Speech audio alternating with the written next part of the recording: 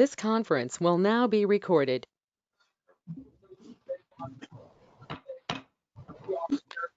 Good evening, everyone. This is the City of Warrenville Public Works and Infrastructure Committee of the Whole regular meeting. It is Monday, December 14th at 7 p.m. In accordance with social distancing requirements, Governor Pritzker's Executive Order 2020-43 and 2020-44 and Section 7E of the Illinois Opens Meeting Act 5 ILCS 120/7 and a determination by the mayor of the city of Warrenville, this meeting will be held virtually. All persons wishing to provide public comment are strongly encouraged to submit written comments via email at info@warrenville.il.us by 5 p.m. the day of the meeting. Please note that this meeting is being recorded. May we have a roll call, please? Mayor Brummel. Here. Alderman Anderson. Here. Alderman Ashauer. Here. Alderman Berry. Here. Alderman Davalos. Here. Alderman Goodman. Here. Alderman Fiscal. Here. Alderman Widener. Here. Alderman Wilson. Here. City Administrator Coakley. Here. Assistant City Administrator White. Here. City and Economic Development Director Menser. Here. Deputy Public Works Director Coogler. Here. Finance Director Dahlstrand.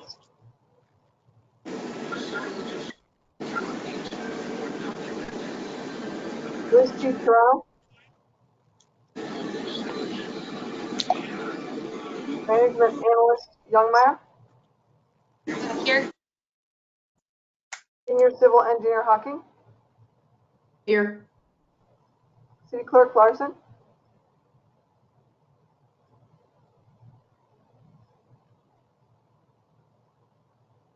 City Clerk Larson. I see you, but we can't hear you. Here, sorry. Thank you. And myself, Deputy Clerk Gravetti. You have a quorum. Thank you. Now, if you would to say, we'll do the Pledge of Allegiance, if you would say it to yourself silently.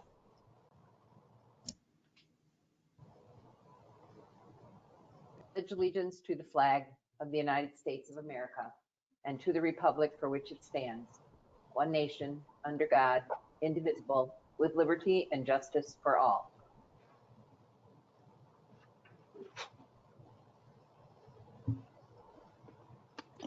Now on to citizens' comments. We'll begin with any present at City Hall wishing to make a comment.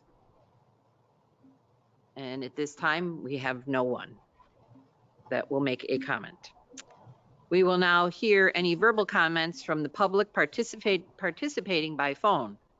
Anyone from the public wishing to speak, please announce yourself with your name and address. Speak slowly and clearly so we can capture your information. Once we have everybody wishing to speak, I will call on you one by one to proceed with your comments.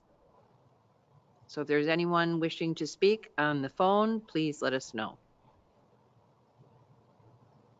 Yeah, it doesn't look like there's anyone else calling in at this time. Okay, email comments will be read aloud following the verbal comments. Right now, we have no email comments that came in today for the meeting this evening. Once we conclude the citizens' comments, there will not be another opportunity for the public to comment. Official and staff comments. Mayor Brummel? Good evening. Thank you, Madam Chairman. Just one thing this evening I wanted to highlight. Again, the great job that staff has done on the issues that we're going to be discussing tonight. As always, they provide a historical background and the context that we need to make informed decisions as elected officials. A complete, well done assessment of each issue so that we are in a position to make good decisions. So staff, well done yet again. What we come to expect, the usual excellence in giving us what we need to move forward. So that's my comment for this evening. Thank you, Mayor. Clerk Larson? Yes, Madam Chairman, thank you. I just want to remind everybody that the filing dates are started today and will finish a week from today on Monday. 5 p.m. is the very latest. So anyone out there with petitions for candidacy for alderman or mayor or clerk or treasurer, you must file them at City Hall. Thank you. Thank you. Treasurer? He's not here this evening, correct? Okay. Okay, now the alderman. Alderman Ashour. I'd just like to welcome Alderman Anderson to the council. Thank you. Alderman Anderson. If you have any comments, you can speak up now. Very happy to be here. Sorry for my delay. I went to the city council meeting and not this meeting, but we'll get that fixed in the future. Very nice to see everyone. Great, thank you. I have no comment at this time other than to welcome Alderman Anderson as he was just sworn in last week, and this is his very first meeting. Okay, Alderman Davalos. Yes, I don't have any comments other than to say what you all have already said and welcome our new alderman to the team. Alderman Goodman. I'm here. Welcome, Alderman Anderson. And I wanted to wish everybody a very happy Hanukkah. Tonight's the 5th night.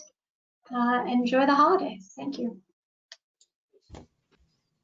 Alderman Kerschel. Just wanted to wish Alderman Anderson a happy welcome and thank you. Okay. Alderman Widener. Happy Hanukkah, happy holidays. I don't know if you can see, I'm sporting my Christmas tie, soon to be taken off as soon as the meeting is over. And welcome to Alderman Anderson. Look forward to working with you. Thank you. Great. And Alderman Wilson. My welcome also to Alderman Anderson. Welcome aboard. Great, thank you all. City Administrator Coakley. Thank you. Just a couple of really quick comments. Everybody knows that this weekend and today the vaccine started being delivered even to Illinois for COVID-19. So it's a start.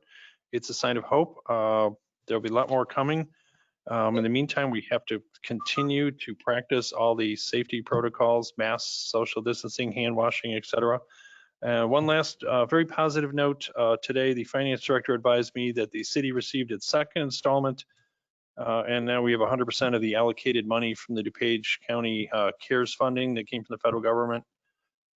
So we have gotten all of the $682,000 and some odd dollars in that money, which certainly helps cover some of our costs and offset some of the losses that we've had this year. So it certainly helps to have that one-time shot in the arm. Thank you. Thank you. Now we're going to hear from Deputy Public Works Director Coogler. Thank you and good evening. I want to let everybody know that staff inadvertently left out the one-page memo that's associated with item F8 in the printed agenda packets. It was included in the agenda packets that were posted online. This is simply just a printing issue. So a copy of the memo was emailed out this afternoon to the elected officials. And had this been normal circumstances where we're meeting in person, we could have easily placed a hard copy in front of you. But circumstances being what they are, we did our best to get the memo distributed this afternoon. And I apologize for leaving that out to the printed packets. That's all I have. Okay, thank you. So that's for item F8. F8. Okay, now on to the business of the meeting. Our first item is informational report on the city reserved park contributions and expenditure guidance. That would be Community and Economic Development Director Menzer. Okay, thank you. Good evening, everybody. And just a point of clarification and a little correction on the agenda. On item 2, Christine's initials are behind that item, and I will be leading off the introductory comments on that one, and then I'll turn it over to Christine. But for this particular item, you may recall that earlier this year, back in January and February pre-COVID, the City Council had a number of discussions and ultimately voted to reserve 35% of the park contributions that were being paid by the developers of the various residential developments that were ongoing in the community at that time, and use those for city initiated projects, and they would be reserved for a 5-year period. The other 65% of the funds that we've been had been and will be collecting would be distributed to the park district per the existing intergovernmental agreement the city has with the park district. The foundation, at least from my recollection of the city's decision to reserve these funds, was that there are certain, I'll call them community enhancement projects, that seem to be appropriate and beneficial from a community perspective, yet most likely would not get advanced in any material way if the city didn't take the lead to facilitate the design and help fund the construction of. Up to this point in time, we've reserved just over $1 million in these park contributions for city initiated projects. By the time all the existing residential development that's ongoing in the community at this point in time is constructed and built out, we anticipate that we'll collect another $250,000 to $300,000 worth of collect and reserve another $250,000 to $300,000 worth of park contributions for city initiated community enhancement projects. Since the city council took that action earlier this year, city staff has had a number of discussions, in-depth discussions with the city attorney about what type of city projects would be truly appropriate for the city to invest these reserve funds into. And when I mean appropriate, we're talking about projects that would be consistent with the intent of the state statutes that allow the city to collect these funds in the first place.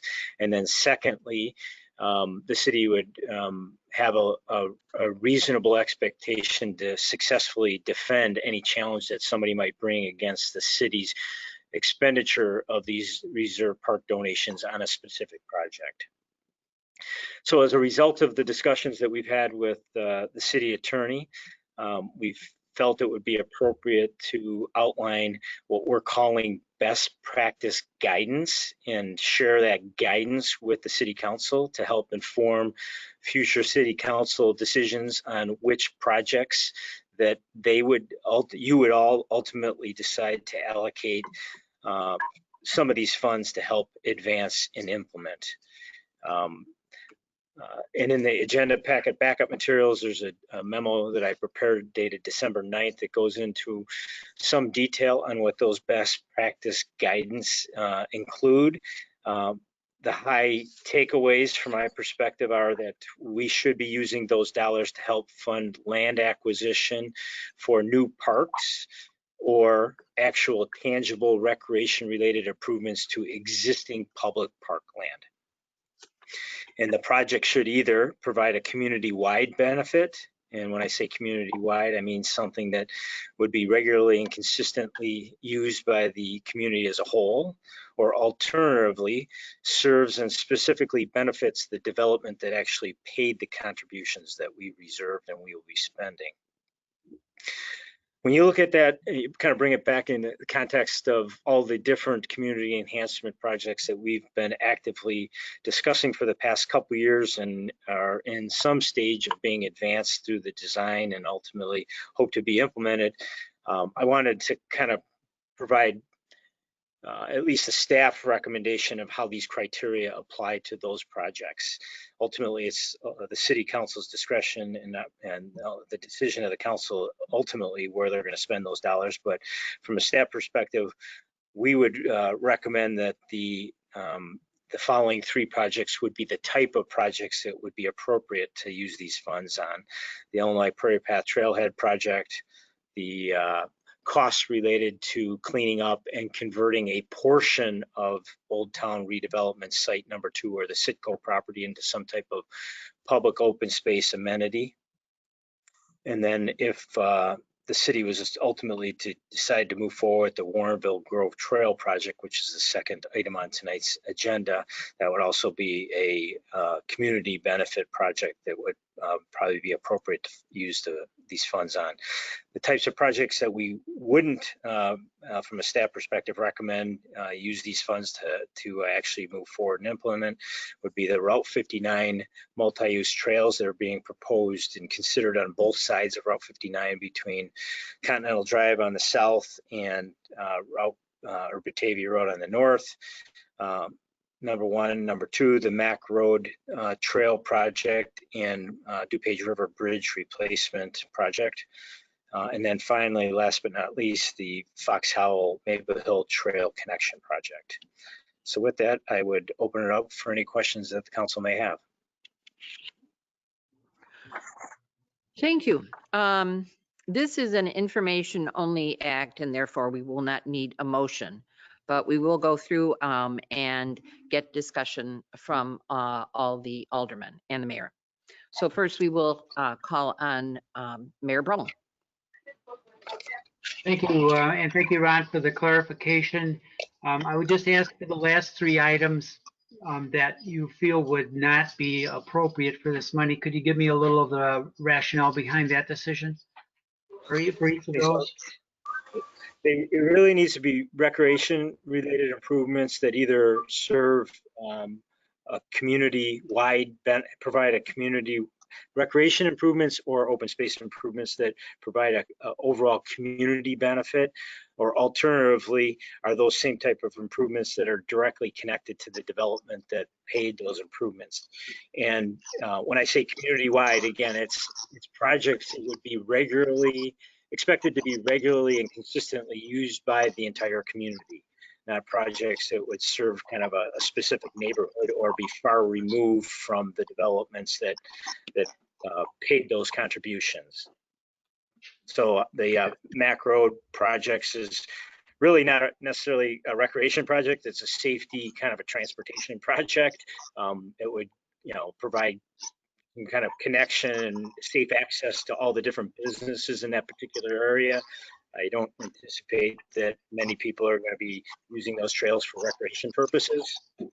The Mack Road Trail and Bridge project certainly serves the very northwest quadrant of the community, gives that section of the community improved access into the overall regional trail system. But it'd be tough to argue, at least from the discussions we've had with the city attorney, that provides a community-wide benefit. And likewise, the Fox Howell Maple Hill Trail Connection Project, while a very valuable project, really provides a connection for Maple Hill to get back to the rest of the community. And while there may be somebody that uses that to access that from somewhere else in the community, it's not expected to be regularly and consistently used by the community as a whole. Thank you, Ron. That's very helpful, and I'm very appreciative of you and our city attorney getting together to provide these guidelines for future decisions that will help us make good decisions and certainly stay out of trouble with the decisions we make. So thanks so much. That's the goal. Thank you, Mayor. Alderman Ashour? No questions or comments. The clarification is excellent. Okay, thank you. Alderman Anderson? Yes, I was just clarifying for the 3 examples that could be funded. Those are just examples of, but we're not limited to. So if something else were to come up that meets that same criteria, the funds could be used in that way. Certainly, yeah. These are just for some reference. These are 6 projects that the city has been actively discussing on and off for the last couple of years in some form or another. Some of them we've actually advanced design on. Some of them we've had outside grant funding that will pay for a portion of the funding. So they're kind of fresh in everybody's minds, and ultimately the city council will need, on some of these, the ones that do move forward, we will need to make decisions on how we're going to fund them locally, our share. Thank you. No other comments. Thank you. I have no questions at this time. Alderman Davalos? Thank you. I just have a clarifying question.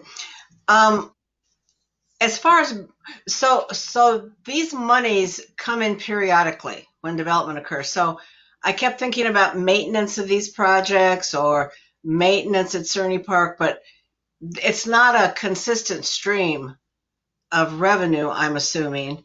So they wouldn't be for any maintenance type of things. But what if something came up at Cerny Park, something we had to replace or do, or there was somebody we voted on adding something to Cerny? Could those funds be used for that, or is it more just these new projects that pop up getting them initially funded? They're not. They're really not, in a sense, appropriate to use to replace existing equipment or to maintain existing improvements. However, if there was some new enhancement that was made to Cerny Park, which is, one of our most used community parks, it is very possible that the costs associated with that enhancement could be funded with these particular type of dollars. And that would be legally defensible, and at least from the discussions that we've had with the city attorney and the guidance that we're presenting tonight would seem to be consistent with that guidance. Okay, thank you. That helps. Okay, Alderman Goodman. No comments. Thank you. Alderman Krischel?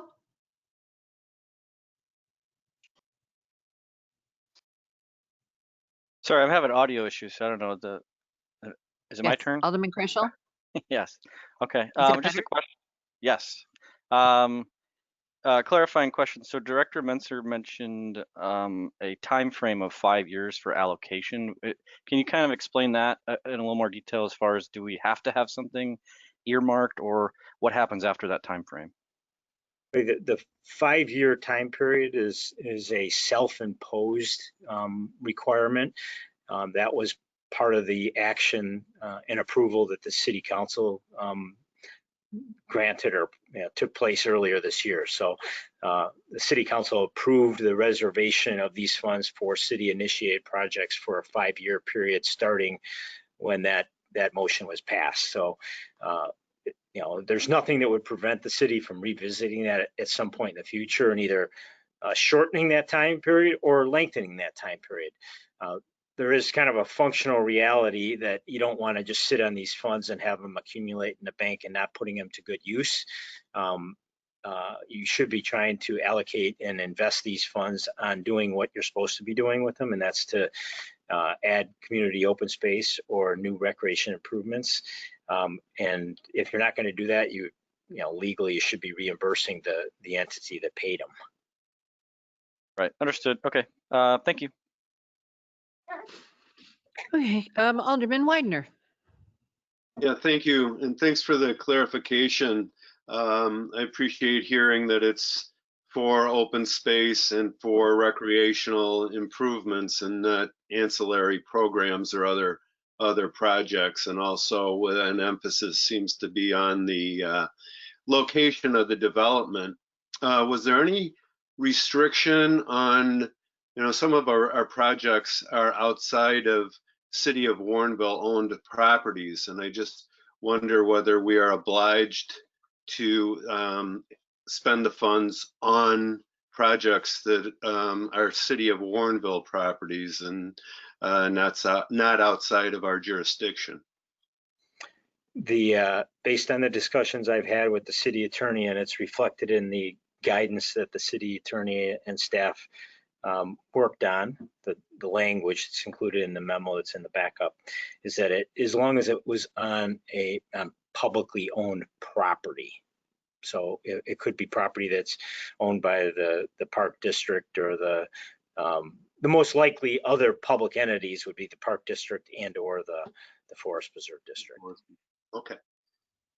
Thank you. I'm glad that and hope that we can match, we've added 4,000 or more people into the city's population. It'll be great to utilize these funds to expand open space and recreational opportunities. Thanks. Okay, and Alderman Wilson. I have no further comment. Thank you for the explanations. Great. Thank you, everyone. That was information only. Okay, on to number 2, consideration of city funding and implementation commitment for the new multi-use trail along the west side of the DuPage River between the Warrenville Grove Forest Preserve parking lot and the Illinois Prairie Path. And again, we have Community and Economic Development Director, Ron Menzer. Thank you. So I'm going to start out by providing just a brief history of the origins of this project and explain why we're talking about it this evening. I'm going to hand it off to Christine, who will provide a brief overview of the recent public input and feedback process that we conducted regarding this particular project. And then I'll close out with highlighting the staff recommendation and the basis for the staff recommendation not to move forward with this project at this time. So from a historical perspective, the concept of this particular project came up during the city's development of the Old Town Civic Center sub-area plan back in 2006 and 2007. That plan identified a variety of community enhancement projects that the community identified as things that would make this area more attractive from a livability standpoint, and maybe more attractive for the type of housing and commercial development that the community wanted to see. One of the projects was the installation of some new trails along the DuPage River, the section of the DuPage River between the Prairie Path and ultimately down to Warrenville Road. And I think that recommendation was partly an outcome or an outgrowth of the understanding that that section of the road, that section of the DuPage River was going to be cleaned up. All the thorium contamination that was once in that section of the river was going to be removed, and that was going to be a pretty dramatic transformation for that section of the river, because once all that work was done, they were going to restore that area, that section of the river, in a much more environmentally conscious manner that would be reflective of kind of how the river used to be before urbanization happened. And so I think people in the sub-area planning process thought this might be an opportunity to introduce a new trail that the community could use and enhance and get closer to the river and experience the restored river. After the sub-area plan was adopted, the city adopted a bikeway implementation plan that was prepared by the Bike and Pedestrian Advisory Commission, and one of the improvements that was reflected in that plan was this particular trail improvement project. We had then reached out from the city's perspective on numerous occasions to the Forest Preserve District, knowing that the trail improvement would need to be located primarily on the property that they own and control, to see if they would be willing to work with us to advance that project in conjunction with the restoration project that was going to be done on the river. Ultimately, that never happened. But what did happen is in 2016, the city approved an intergovernmental agreement with the Forest Preserve District that spelled out how the city and the Forest Preserve District were going to coordinate on the design, construction, funding, and maintenance of a variety of public improvement projects that were important to both organizations. And this was one of the projects that was included and addressed in that 2016 IGA. The IGA specifically identified that the city would lead lead the public input and design process for the project. The funding would be shared. The Forest Preserve District would fund $250,000 of the project, and the city would be responsible for funding or finding funding for the other portion of the costs, project costs. The Forest Preserve District would maintain the project if it was implemented. But most importantly for tonight's meeting, the intergovernmental agreement included a hard decision deadline for the city, and that decision deadline basically states that the city needs to make a final decision on whether to implement and fund this project before the end of the day on January 5th, 2021. It was a 5-year window that we had to move forward with this project, and that window is quickly coming to close. So we've had it in our work program for this year to address this or revisit this project and make a decision on whether to move forward. As part of this project, or as part of that process, we did conduct a pretty extensive public input and information process recently, and I'll turn it over to Christine to talk about exactly what that entailed and to highlight what feedback we did receive from the public. Thank you, Ron.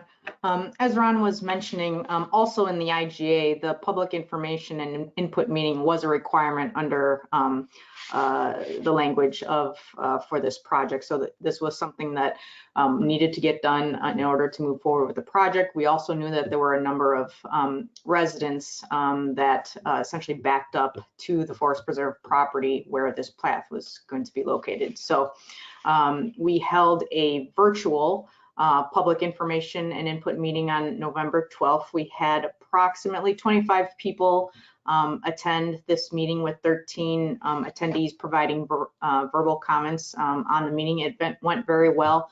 I think a lot of people were appreciative that we had that in the virtual setting. Everyone was able to respond, provide their comments, and listen to what staff had to say regarding the project in general. So I think it was overall big success for being in a virtual environment. Of the people who provided the comments, a majority of them were expressed concern with the project or in opposition to the project. Main concerns were safety involved with having the public essentially on its public property. However, it would be right behind a lot of the residents who live on Batavia Road. People were concerned with environmental and wildlife impacts. Since the thorium cleanup, a lot of brush has built up again back there, and even when you walk back there, you see deer, other wildlife, obviously, that use that area. It's right next to the river. It makes perfect sense.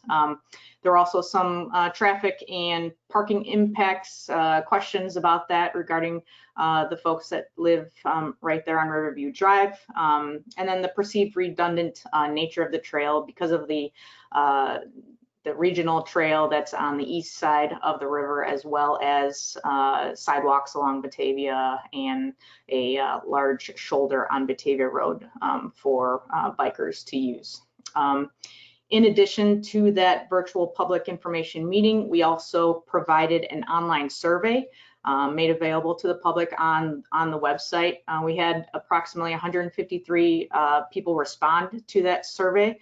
A lot of the questions were yes or no questions related to, for example, do you live in Warrenville? Do you think that the project would be a benefit to the community? Do you think the city should invest public funds? So for those types of questions, 70% of respondents did not support the project, 71% did not think it would provide a benefit to the community, and 71% did not think the city should invest public funds into the project. So a majority of the respondents were not in support of the project. Finally, the city also received about 25 emails and written letters regarding the project. Of those written comments, approximately 40% supported the project, and approximately 60% were in opposition to the project. We included all of the letters, survey results, comments, summary of questions that staff received, as well as the answers to those questions provided by staff and some Forest Preserve staff members. We posted all of this information on the project website. We mostly used that project website as our communication between the public and staff here in this COVID environment. Obviously, people were able to come into City Hall as well and look at some of the exhibits that we provided on the virtual meeting, and they were able to call us whenever possible. So we felt like we got the word out to as many people as possible about this project, and we received some very good feedback from them, some questions that they had that we were able to answer, and some questions that we weren't able to answer at that time, but we provided as much information as we could given the status of the project. So with all of this input from the public, input and communications with Forest Preserve District, as well as internal communications of staff, we provided a recommendation that's outlined here in the staff memo, and I will turn it back over to Ron to discuss that recommendation as well as the factors that led to it. So the recommendation is that the city not move forward and fund or commit to the installation of or the construction of this particular project, really for 4 reasons that collectively I think support why it doesn't make sense to move forward at this point in time. The first one being the significant amount of public input and I would say its opposition to the project. Before I detail that, I did want to say that not surprisingly for those that have been involved in a lot of public input processes. Once again, the Warrenville residents provided very thoughtful input. It was very civil, it was productive, it was informative, and it just kind of reaffirmed that the community, when given the opportunity, engages in a positive manner with local government, and it's encouraging from my perspective. But the opposition, there was a lot of questions and concerns raised that while we may be able to address those going forward if we had the time and ability to invest the time and money necessary to develop more detailed engineering plans for this project, the fact is that at the conceptual level that we are today, we just, we couldn't legitimately with confidence say that we could address a lot of those questions and concerns in a manner that made sense. So that was one factor that led it into our recommendation. The other factor, a couple other factors, is the priority of the project from the staff perspective. When we look at the other community enhancement projects that we have up in the air, you're kind of juggling all these different complex balls up in the air right now. The IPP Trailhead project, the redevelopment and cleanup of Old Town redevelopment site number 2 or the Citgo property, the Mack Road Trail and Bridge project, the Route 59 pathway projects. These are all significant, complex projects, will involve a lot of work from the city, and ultimately, if they move forward, a big investment from the local perspective to make happen. And from our perspective, given the status and scope of those other projects, this project would be, a lower priority than all those other projects. That leads me into the next factor of the city staff recommendation, and that's really the city and the staff capacity to move forward with this project. We believe that if we were to move forward with this project, it would be a complex project. It would be something we'd be coordinating with the Forest Preserve District. There's a lot of environmental conditions that we would need to be addressing with DuPage County, potentially the state of Illinois. There's a lot of individual property owners that we would need to coordinate with individually to move forward, and all of that would take a lot of time and energy. And from our perspective, if we were to have to invest that time and energy in the near-term future, it would certainly have a negative impact on our ability to efficiently and effectively manage all the private development that's happening in the community, and at the same time continue to advance the other community enhancement projects that we have underway. And then finally, certainly not last, is the considerations of the financial condition of the city. Obviously, we've been having discussions about the impact COVID-19 is having on the community. It's not entirely clear what those impacts will be, both in the kind of the near short-term future for the city, and certainly we don't know what the lingering effects will be long-term for the city. We're trying to make our best projections, but in any case, they will be relatively significant. And to try to move forward with a project that is a lower priority than other projects that are further along in the process doesn't seem to be a wise decision from a financial perspective, from a staff perspective, that is. So collectively, that's really the basis of the recommendation that we're making to the council tonight. Thank you. It was very informative. All right, we will go through Mayor and the aldermen for their comments, starting with Mayor Brummel. Thank you, Madam Chairman. Again, thanks to staff for a complete report on this issue. I do agree with the recommendation from staff for the reasons that have been presented. Thank you. Thank you. Alderman Ashour? I agree with the recommendations of staff. I think they're thorough, and there's a lot of people that have a great deal of angst about the project that live there and have a big impact on their lives. Thank you. Alderman Anderson? No additional comments. Okay. Alderman Davalos? Yes, a few. Yeah, I probably agree with this also.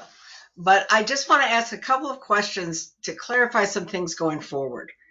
I always thought years ago when TIF 3 came along that this would be a great idea to be able to go along the river and just enjoy that path, because the path on the other side of the river, maybe it goes along after Warrenville Road Bridge, but then it goes off into a beautiful forest. So it's a wonderful path. But then when the plans came along, I had some serious issues. One was after going down there and getting some pictures from Alderman Crushall, those two things together, I just don't think I could ever have supported a 10-foot wide path in a floodplain at that point. And maybe it could be changed later and all sorts of things, but this January deadline kept looming up, and it was too hard to get the answer to those questions because there wasn't time. And more details on the vegetation, and then the parking issue. I had a tough time going down there and turning around and coming back. And when I read the question and answers from staff that said it was it would be a public road or a public path, anyway, that we couldn't restrict the parking. Is that true? We couldn't, you can't say just for local use only or anything, because the one thing I do agree with those residents is I assume people would park at Warrenville Grove and then up at the other end of the path up by Batavia Road. The idea of people parking on that Riverview Road is just, it would be terrible, I think. But is it true that we couldn't have restricted anything or with the police or anything about that road? No, the city, this is Ron Menser. The city has the ability to restrict parking. What I think, I don't remember the specifics of what the staff answer was to that question, but what I recall is that we said you can't specifically restrict public access to the road. So if people drove down that road looking for parking, we couldn't tell them they can't drive down the road, but the city could implement no parking regulations on that street. You could restrict the hours of parking so that it wouldn't be convenient for people to park on it during the day. But those restrictions would apply to, the public and even the people that live on the street or visitors to the people on the street. So, they're no panacea, but the city would have the ability to restrict parking if it wanted. We just can't restrict public access to the street. Okay. And can you remind me, we had these 3 trail projects in tandem with the Forest Preserve. Is this sort of in response to us getting the water down to their building on Mack Road? Was this a trade-off thing sort of, or was this for something else? I mean, they didn't just offer this stuff up. I'm just trying to refresh my memory. No, it was the 4 projects specifically that we were working on and discussing that were jointly important were water and municipal water improvements to that quadrant of the community that would be extended and serve the maintenance complex that the Forest Preserve District has up in that area along Mack Road. Then secondly, the Mack Road trail connection project that we've been working on that would connect the Route 59 intersection of Mack Road to the West Branch Regional Trail and the McKee Marsh parking lot area. And then this particular project that we're talking about. And then finally, last but not least, is a trail connection between the chunk of Forest Preserve District that separates Fox Hollow on the south from Maple Hill on the north. So there was a couple of different, there were several different agreements, but they were all negotiated concurrently and reviewed and approved by both the Forest Preserve District and the city of Warrenville concurrently in 2016. Yeah, because we're going to let that that last one in the next order of business won't probably be approved either. So, and I know there's no chance for extension with the Forest Preserve on any of this stuff probably, and it just seems kind of like we got the short stick on this one. But the other thing is, I thought that the project was $500,000. Was that the budget that was presented at that virtual meeting, or was it $750,000? Maybe Christine knows.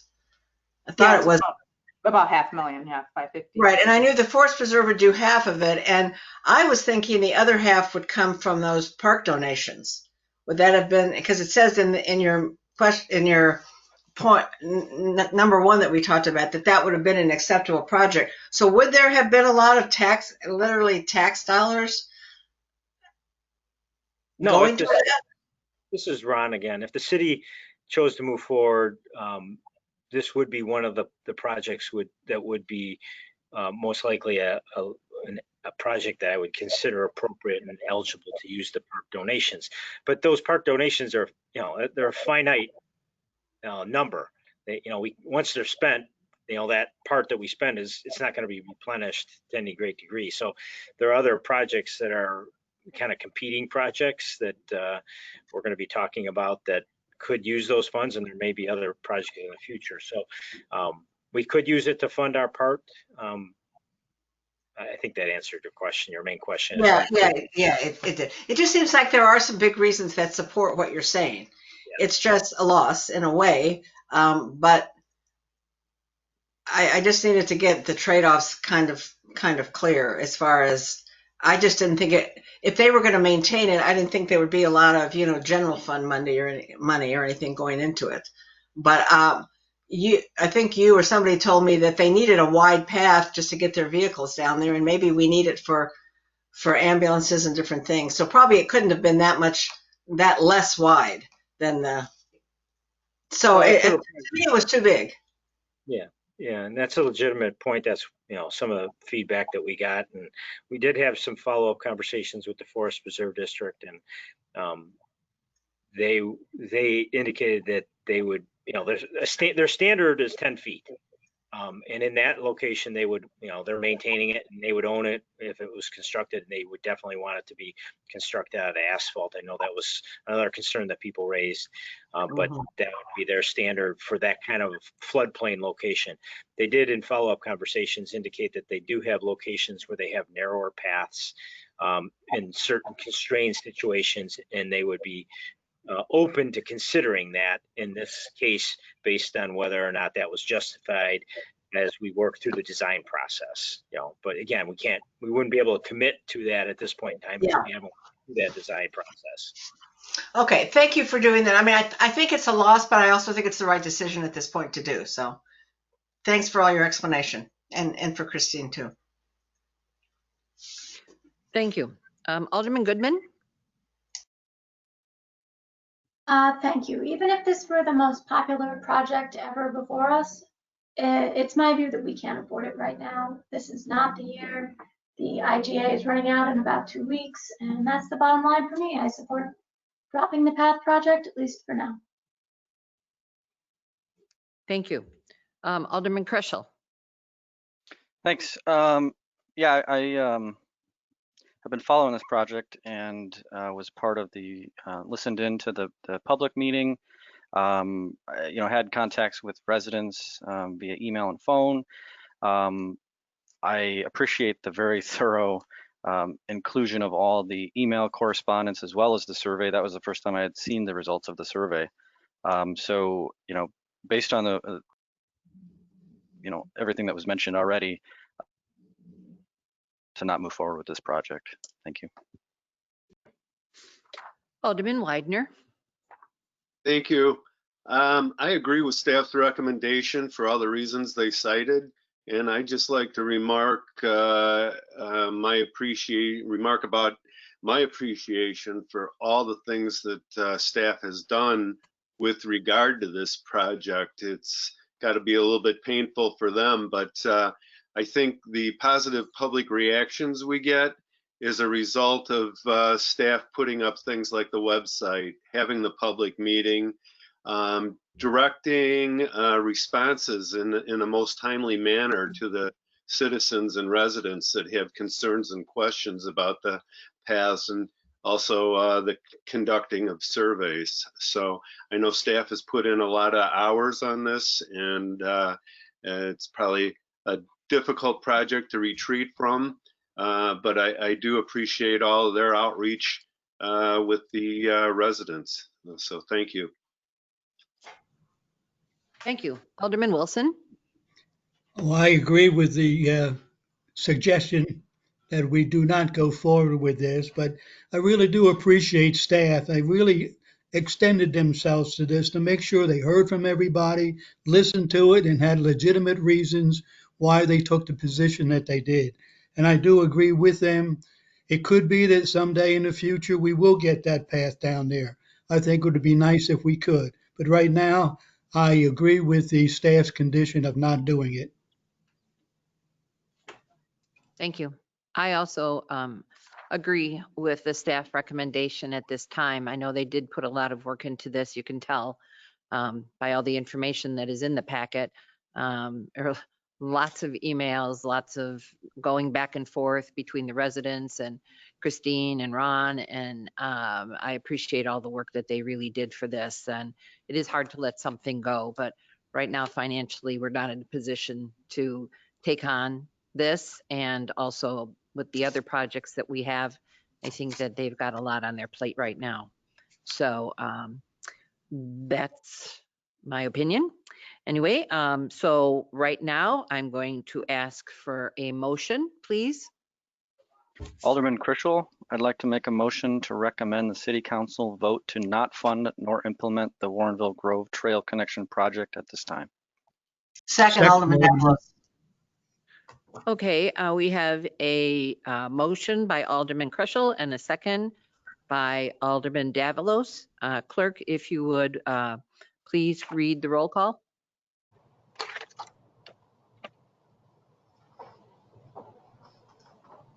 Yes. Alderman Berry. Aye.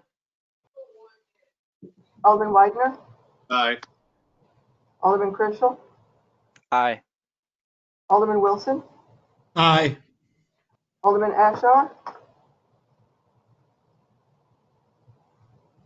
Alderman Ashour. Aye. Alderman Goodman. Aye. Alderman Anderson. Aye. Alderman Davalos. Aye. Motion carries. Okay, motion carries. Thank you, everyone. On to number 3, consideration of final engineering contract for the Illinois Prairie Path Trailhead project. This would be Senior Civil Engineer Christine Hocking. Thank you. Since the last time we spoke about this project was in late 2018, I'm just going to go over a brief history, where we're at schedule-wise, and then go into the final engineering services recommendation. So back in late 2018, City Council endorsed a concept option number 1, which it was called, to retain the existing parking lot that is located across from City Hall, and not add any additional parking after a thorough parking study was completed. So the project includes a permanent restroom facility with a covered seated area, community events, gathering, open space, bike repair station, gazebo, making the gazebo ADA compliant by adding a ramp around the gazebo, various drinking water stations, signage, other site furnishings, electrical upgrades, and landscaping improvements. So the preliminary engineering for this project was completed over this past year.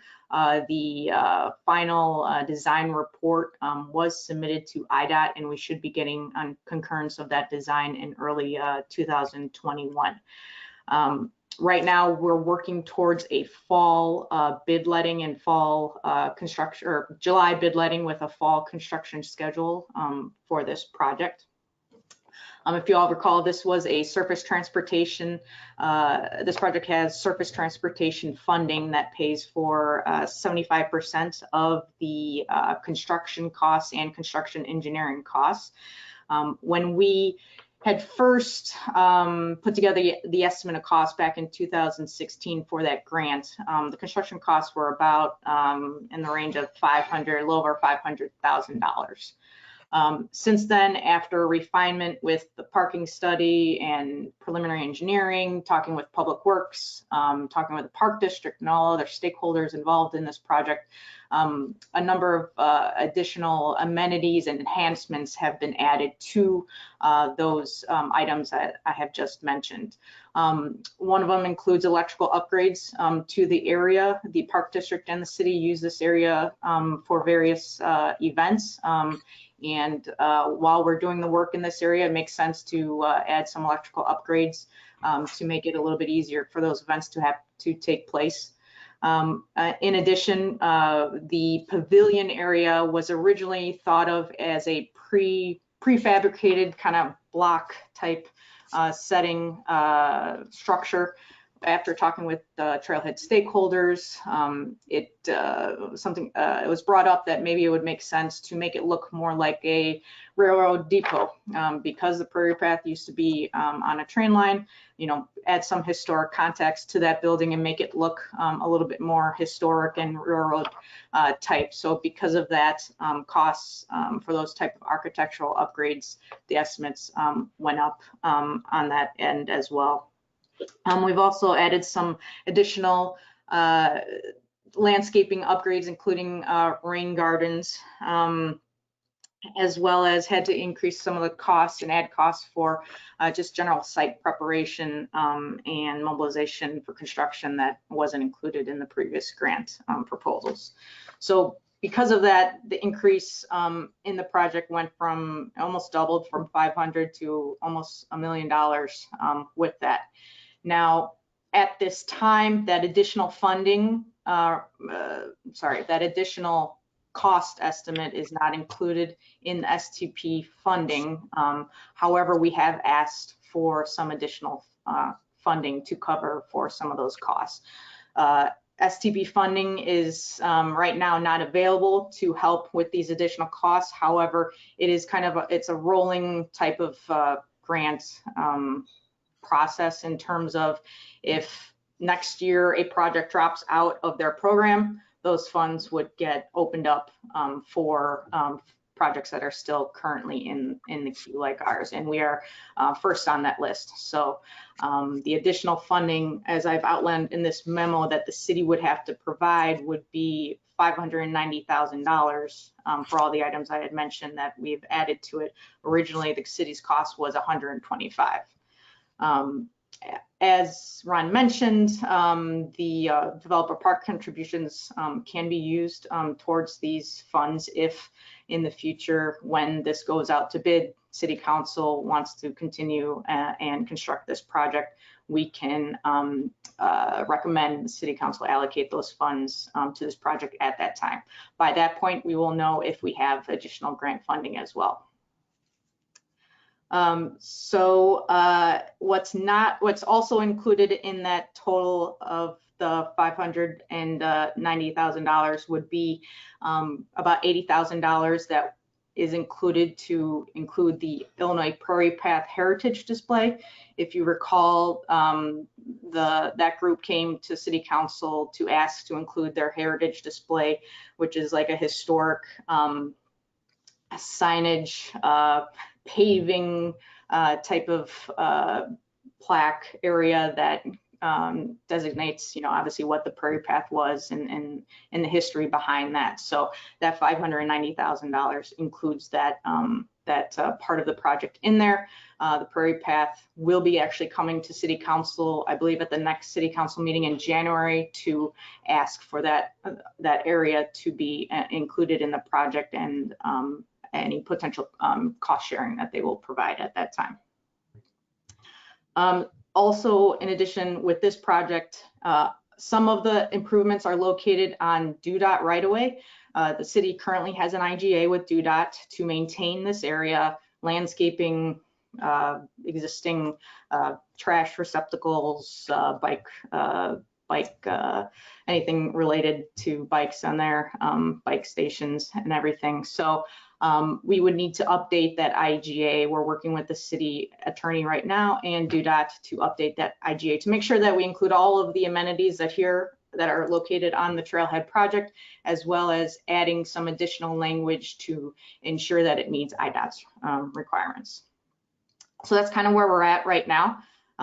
Everything's into IDOT for final design approval, and so we want to move forward with the final engineering for this project. The final engineering, or phase 2 engineering, is not part of the grant. It's fully funded by the city. There are no grant costs, sharing costs associated with it for STP projects. Engineering Resource Associates provided the phase 1 preliminary engineering for the project, and they've done a great job for this project, coordinating everything, coordinating the stakeholders, and providing a great design. They've done numerous other projects for the city, and staff feels that they're qualified to handle the phase 2 engineering scope and work associated with it. They provided a proposal that staff reviewed and we found reasonable for the work that's associated with this project. And that was in an amount of $84,362, which is in line with the construction costs for the Trailhead project. So staff's recommending that the committee recommend to City Council pass a resolution approving the contract with Engineering Resource Associates. Right now, the proposal is including in the backup information the standard engineering contract, and resolution obviously would be included in the City Council packet next week. And with that, if there's any questions. Thank you. Okay, we'll go through Mayor and the Alderman for comment. Mayor Brummel. Thank you, and thank you, Christine, for that information. I hope the council supports continuing to move ahead with this project. I would consider it to be an important element for the revitalization of our civic area. I think it is something that can help bring more boutique business type arrangements to that area. It certainly will be a stopping point for people passing through Warrenville, and it's important for them to get a good impression of what Warrenville is all about, and this is an opportunity to provide that impression, as well as a place for our own citizens to enjoy. So I think it's a worthwhile project. I support also the additional enhancements. Again, this is a focal point for the community, and a lot of people are going to be passing through here, and we'd like them to tarry for a while and appreciate what we have, and then maybe visit some new businesses that might be engendered by our revitalization efforts down there. So again, I support this and hope the council does also. Thank you. Alderman Ashour. I do support the project. I hope it is, hope we're able to move forward financially with this past this point. It would be a shame to have that be a waste of money. Thank you. Alderman Anderson. I echo the previous comments, and actually excited to see this project. Wasn't one I was aware of before, and it's exciting to see the direction that this is headed. Thank you. Alderman Davalos? Yes, I also am very excited about this project. The one thing I didn't hear in the explanation, and what I heard so much about at the beginning, were contributions by other stakeholders. I mean, I know we have the developer donation possibility, but there was talk about the Prairie Path Association wanting to give, I don't know, $25,000, and maybe the Forest Preserve, and there were just several groups out there that were so excited about a really quality stop on the Prairie Path that there was talk of those donations. Is that included? Did that go away when we got the other funding? Is there any update on that? The only funding that I am aware of outside of the city related funding would be from the Prairie Path, and that would solely though be for that special heritage display site that's going within the Trailhead project. They will be presenting that at the next city council meeting, but other than that, I haven't heard of anything else outside of that. Okay, thank you. Alderman Goodman. Yeah, just to follow up on that, I think there was 25,000 initially, and now that's gone up to 90, but it's for the thing that they want to add. It's not for the larger project. My comment initially is that I think that there's a lot of improvements in this plan to some of the earlier versions that we saw, and I'm very glad that staff and the Trailhead Work Group have been able to work out some of the differences, especially with the Park District, who I know had some concerns about the use of this area for some of our events, like summer days. But I think, the changes that they've made look pretty good in most cases. They look like they're really going to add to this area. I did have one question about sort of a big circle with a bar in it that's right in the middle of the diagram that's labeled ComEd structure. Is that just a big power line? Yes, that's you actually, when you're out there, you don't really notice it because it's just a big structure, but that's the structure that holds up the overhead power lines, the large, the high, the ones that are really high up above in that area. That's the structure that holds the lines up. Okay, I mean, I've certainly walked around this area and didn't remember anything large that size anyway on the ground. I guess it's that big up in the air, perhaps? Right, yeah, it's the foundation for that. So it's concrete. You don't really notice what it's for until you look up. Okay. My only other comment is I'm really, really glad we're no longer thinking about moving the gazebo. It's in the right spot. It's framed by the beautiful picture window at the library. It has a time capsule. It needs to stay where it is. So I think building a ramp sort of in an arc around the side looks great to make it ADA accessible. That will be an improvement to an already beautiful gazebo. And I do hope, I completely agree with Alderman Ashour, that the funding for this eventually comes through with STP funds, because if we do end up spending a lot of money on this engineering and then end up not being able to afford this project, that would be a tremendous disappointment. Thank you. Thank you. Alderman Kreschel. Thanks. Yeah, that was actually my exact comment, is regarding the funding availability, and I support the project. I think it's a great idea. I think it would be really awesome to see. I'm just my only concern would be that if the funding didn't come through for the STP, and then we're spending a whole bunch of money for engineering, and then we weren't able to afford the project, that would be sad. So, but I do support the project. Thank you. Thank you. Alderman Widener. Yeah, thank you. I think we have to recognize the fact that DuPage County is also supplying the land space for some of the trailhead, along with the significant donation that the Illinois Prairie Path group is providing. And I think their interpretation of what they have planned connects and blends very well with the project. There's, you know, the Prairie Path is 50 years old now. There's not a lot of people that travel it that know of its history. And I think their addition and interpretation will really connect users to that history of the fact that it used to be a railroad, along with the architectural design that Alderman Wilson has recommended in the past. So I think it's fantastic to have supportive partners. Those partners will be essential as we forward our grant applications for the completion of this project. And I think the more people you have on board, so to speak, supporting the grant application, the more, the better your chances of success. So I'm encouraged. I think the transportation program grants will come forward. I know staff has been very successful in attracting and achieving those grants. So I agree with the staff recommendations. Thank you. Thank you. Alderman Wilson. I couldn't be happier to see this project move on into phase 2. We've already made tremendous progress in what it used to look like not too many years ago. And to be able to sit back now and actually see the design come up to fulfill what I think is going to be a tremendous addition to downtown Warrenville. Thank you very much.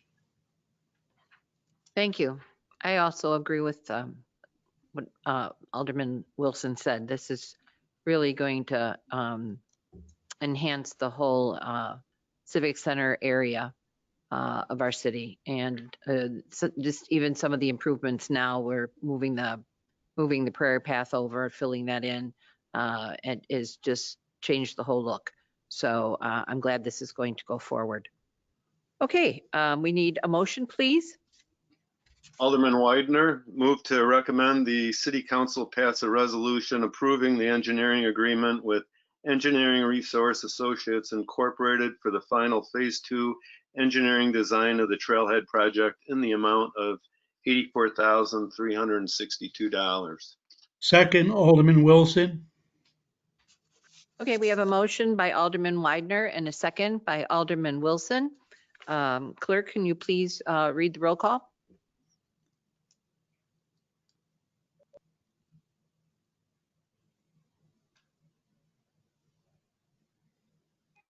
I think she fell asleep. Alderman Chrisell, Aye. Alderman Wilson, Aye. Alderman Anderson, Aye. Alderman Berry, Aye. Alderman Goodman, Aye. Alderman Davalos, Aye. Alderman Widener, Aye. Alderman Ashour. Aye. Motion carries. Okay, motion passes. Thank you very much. Okay, on to number 4, consideration of establishing temporary part-time building inspector and chief code official positions. We have a community and economic director, Ron Menser. So the city's existing building inspector and our chief code official are both retiring at the end of the year and will no longer be working full-time for the city at that point in time. We knew of the building inspector's retirement plans in late summer. We began recruitment efforts to find a suitable replacement for our current building inspector, and that recruitment process has been ongoing since late summer. We received formal notification of the retirement plans for our chief code official in early November and immediately began active recruitment efforts for that position. Needless to say, based on our experience to date, these positions, not unlike past years, will be somewhat challenging positions to fill for a variety of reasons, which leaves us in a predicament, which will leave us in the predicament at the end of the year. It's unlikely that we'll have somebody in place to replace either of the 2 individuals that are working for the city today. So the staff has developed a recommendation that's articulated in the December 8th memo that's included in the agenda backup. And essentially the recommendation is to create 2 temporary part-time positions that would help the city bridge the gap between the retirement of the 2 existing full-time staff members and the hiring of new replacement positions. And depending on who we ultimately rehire, would give us the opportunity to have some transition occur with those new hires, between the new hires and our existing full-time staff members. I've had discussions with both of the existing staff members and that are retiring, and they both express interest in a willingness to work for the city on a part-time basis for a limited period of time. And that brings me to the recommendations that we have before you, and that's to have the City Council authorize the creation of these 2 part-time positions and allow them to be filled for a temporary period that would expire either 8 weeks after the full-time positions are filled, or and no later than the end of this fiscal year. And approve the pay range for each of these positions. Will be $45 an hour for the part-time building inspector and $70 an hour for the chief code official. That rate is generally consistent with what the city expends to have their full-time services on an hourly basis, and is significantly less than what we would pay if we hired outside consultants to provide similar services. And in my opinion, the similar services would be a less quality because it would be somebody that probably would not be familiar with, entirely familiar with the Warrenville systems that we have in place and the development that's occurring in the community and what our expectations are from a service standpoint. So there would be, I think, a lesser service provided by consultants than would be provided by the continuation of our current full-time employees as part-time employees. I'm available to answer any questions you might have. Okay, thank you. Now we'll go through the questions. Mayor Brummel? Thank you. Seems like a very reasonable and well thought out transitional process, and I'm in support of the staff recommendation. Thank you. Alderman Ashour. I support staff's recommendation. Okay. Alderman Anderson. No comments. Okay. Alderman Davalos. Yes, I also support this. I think, I mean, these to me are essential people, so we have to figure out this, and I think it's a good compromise till we can get full-time people. Alderman Goodman. Good luck to the Assistant City Administrator in her recruitment efforts, and I appreciate staff finding us a less costly alternative to hiring outside consultants. Alderman Kreshel. Yeah, I agree as well. It makes sense to me. I support this. Alderman Widener. Thank you. I support the recommendation. Alderman Wilson. I too support it. Good alternative. And I also support the staff recommendation. Okay. Can I have a motion, please? Alderman Davalos, I would like to move to recommend the City Council approve and amend authorized strength ordinance that includes the temporary part-time building inspector and chief code official positions and allows them to be filled as outlined in Community and Economic Development Director's December 8th, 2020 memorandum. Second, Alderman Wilson. Okay, we have a motion by Alderman Davalos and a second by Alderman Wilson. Clerk, would you please read the roll? Alderman Ashour? Aye. Alderman Goodman? Aye. Alderman Widener? Aye. Alderman Anderson? Aye. Alderman Wilson? Aye.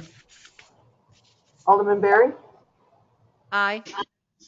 Alderman Davalos, Aye. Alderman Chrisell. Aye. Motion carries. Okay, motion passes. Great. On to number 5, consideration of establishing temporary emergency snow plow driver positions. We have management analyst, Kristen Youngmeyer. Good evening.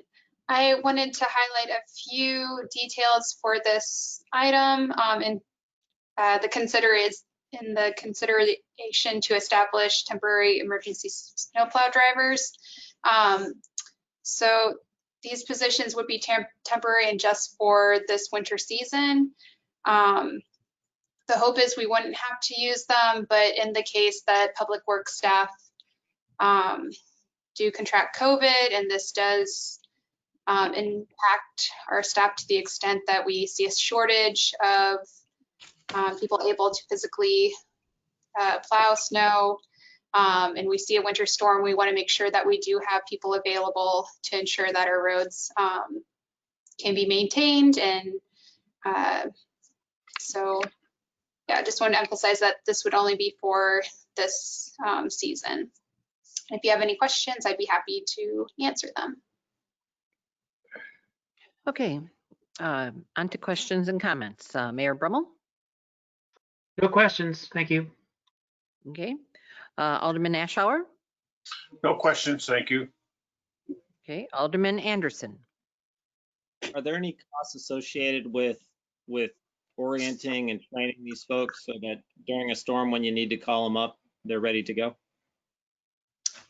There would be some staff time to orient the temporary staff with procedures, equipment, and the routes. So, yeah, thered be some minor costs. Is that just in time, or is that done? Do we build a pool of these temporary workers that are ready when needed? I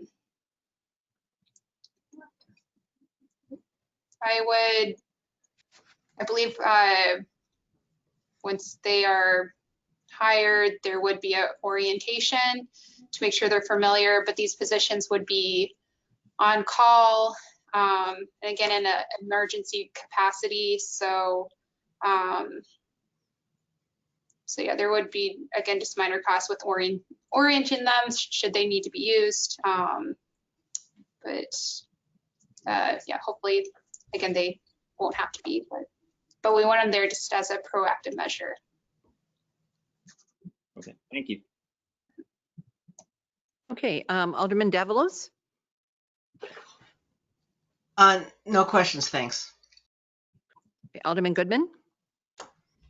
My question was just, are there any other positions that we might need temporary help on an emergency basis if there's a COVID outbreak? I mean, might we not need people to fix water main breaks if those particular staff members had COVID? I mean, this seems like a reasonable thing to do, but I wonder why we're just thinking about snowplow.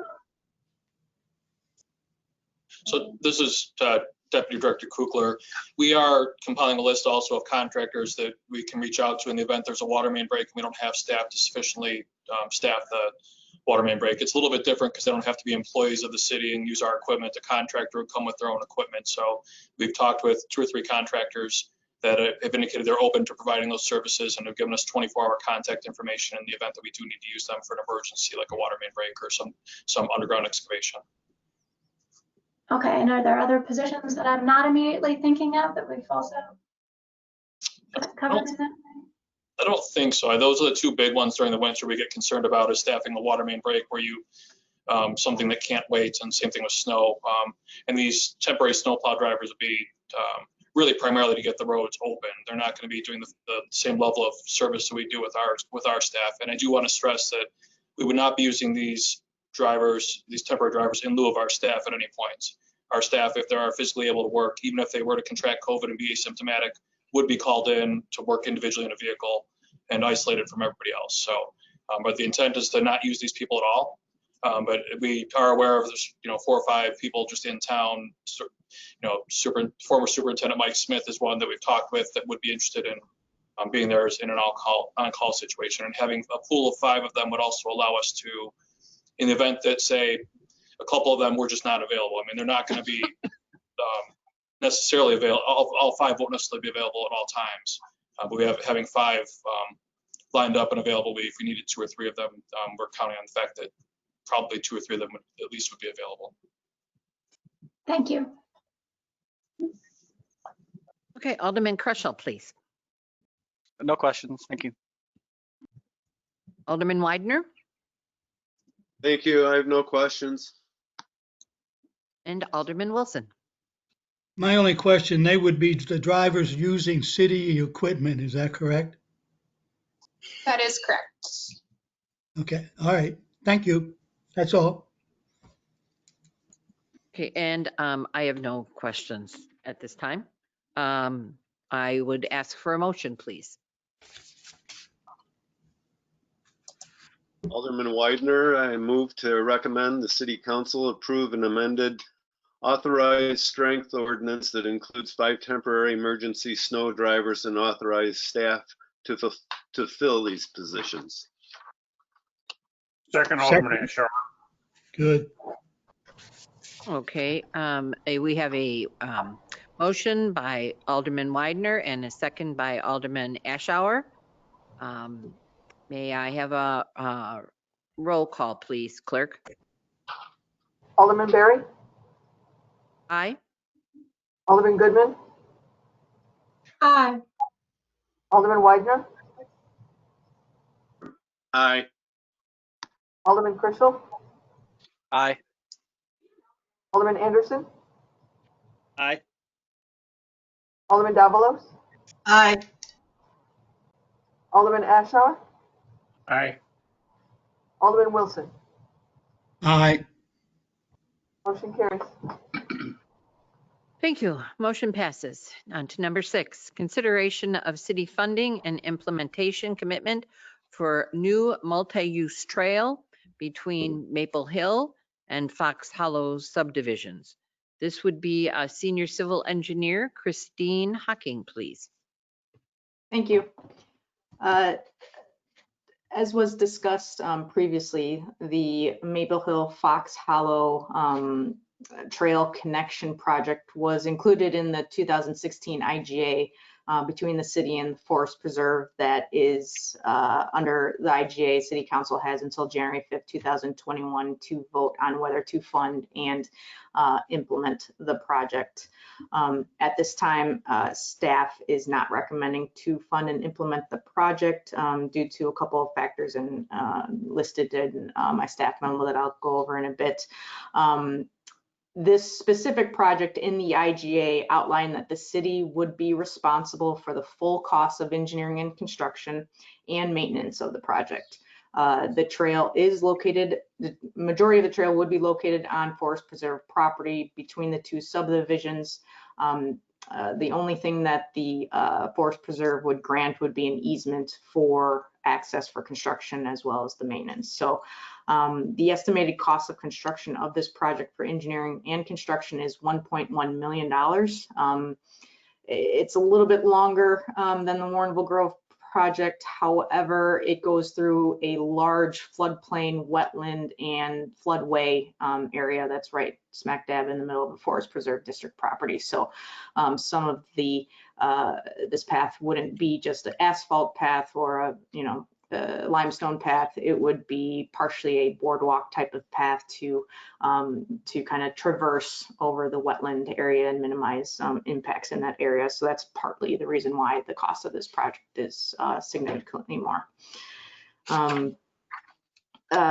Similar to the Warrenville Grove project, staff obviously relies on multiple plans, and this was outlined in the bikeway implementation plan for various trail improvement projects, including this one.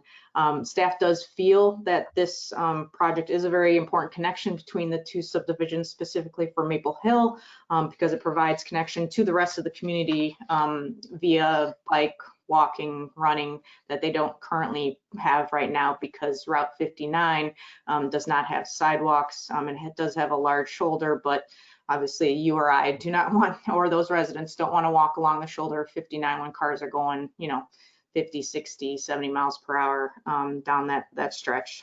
So we have submitted previously for grant funding, similar STP funding that we have for Trailhead project.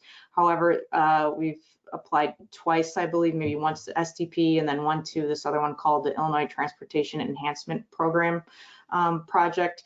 Those are very transportation, I guess, heavy related grants. So they provide more points towards projects that benefit a larger population. So because this project only really benefits Maple Hill population, not more of a regional type of benefit, it consistently scores low in grant funding, at least for those two grant projects. Because of a couple of different reasons, staff cannot recommend funding and implementing this project at this specific time due to a couple of the similar reasons for Warrenville Grove, city's fiscal condition. Unlike Warrenville Grove, city has to fully fund this out of the general fund. It's the $1.1 million, and at this time, that doesn't seem like it's a good use of city funds during this COVID environment. And we haven't secured any grant funding for this project as well. Similar to Warrenville Grove, we have a lot of other projects that we mentioned before: Mack Road, Trail and Bridge project, obviously the Trailhead project, which I just mentioned, Route 59 multi-use path project, and the Old Town redevelopment site number 2 cleanup and redevelopment. So from an overall community benefit perspective, staff believes these projects are a little bit higher priority than the Maple Hill Fox Hollow Connection Trail at this specific time. Because this trail would be very beneficial to Maple Hill, staff understands that. We would obviously we want the recommendation to not fund and implement the project. However, we also want committee to recommend to City Council to authorize staff to continue to apply for grants. Maybe not the STP or the ITEP because we've been scoring low on those.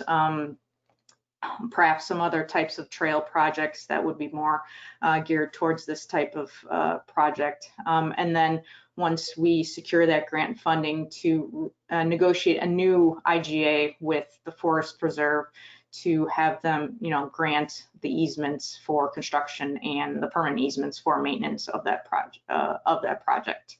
So those are, I guess, the 3 recommendations that staff has at this time. If you have any questions, I'd like to take them. Thank you. Now on to comments and questions. Mayor Brummel. Thank you. I agree with staff recommendations. Thank you. Alderman Ashour. I agree with staff. Alderman Anderson. No comments. Alderman Davalos. I agree also. Alderman Goodman. Thank you. Since the last time we discussed this project, I've gotten a lot of new information about it that I'd like to share with you. First of all, this path exists. A neighbor of mine who contacted me out of the blue, who had no idea that we had been discussing this project or had an IGA with the Forest Preserve, asked that the city start mowing this path again, as he had thought we used to do in the past. And then later sent me a picture of a wide, inviting path, which the Forest Preserve has evidently been spending time this summer clearing. So they've cleared the brush, and my husband and I went out exploring, and we were able to find it. It has a branch that goes off to the Maple Hill Pond, and it's quite evident that people don't really know about it. There was no sign that people had been using the path, but it does exist. It was very dry this fall, so we were able to walk through a few times. I didn't see any evidence of sort of marshy or swampy areas. It was a dry path, but there was one dirty, washed out bit, which I'm quite sure will fill up with water when it does rain. So I think staff is correct that there's going to end up needing to be, at least in some places, some raised wooden slats or something of that nature to make this path work. But secondly, I want to remark that unlike the path project we were talking about earlier today, I don't know of any concerted neighborhood opposition to this path. On the contrary, I've heard quite a lot from people in Maple Hill and even some in Fox Hollow who would like this path to exist very much or have memories of 10 years ago when it was more open and easier to find and people went through more often. But I agree completely with staff's concern about city funding for this project. This is not the year. We don't have the money to do this right now. And I don't feel that putting it off would be the kind of missed opportunity as the other Forest Preserve IGA agreement that we were talking about earlier, because there was no funding commitment from the Forest Preserve that we would have to renegotiate or that we're missing out on if we put this off. And I think that the fact that the Forest Preserve was working on this path this summer without even talking to us about it shows that they probably wouldn't have any problem with us paying for a path there and taking over maintenance of it if that's something that we're interested in doing in the future. And if we're able to find grant funding, I understand that it's a lower priority sort of grant because of the situation, but I think there is a desire among the residents.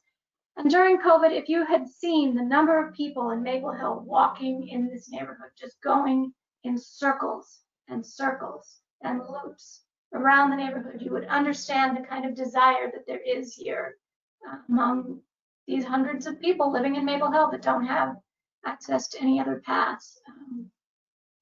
So the demand is there, and even though this is not the time, I'm glad that staff is going to continue to work on this. So I agree with the recommendation. Thank you. Thank you. Alderman Kerschel. Yeah, I also agree with the recommendation. Thanks. Thank you, Alderman Widener. Thank you. I agree with staff's recommendation. Alderman Wilson. I too agree with the staff recommendations. Thank you.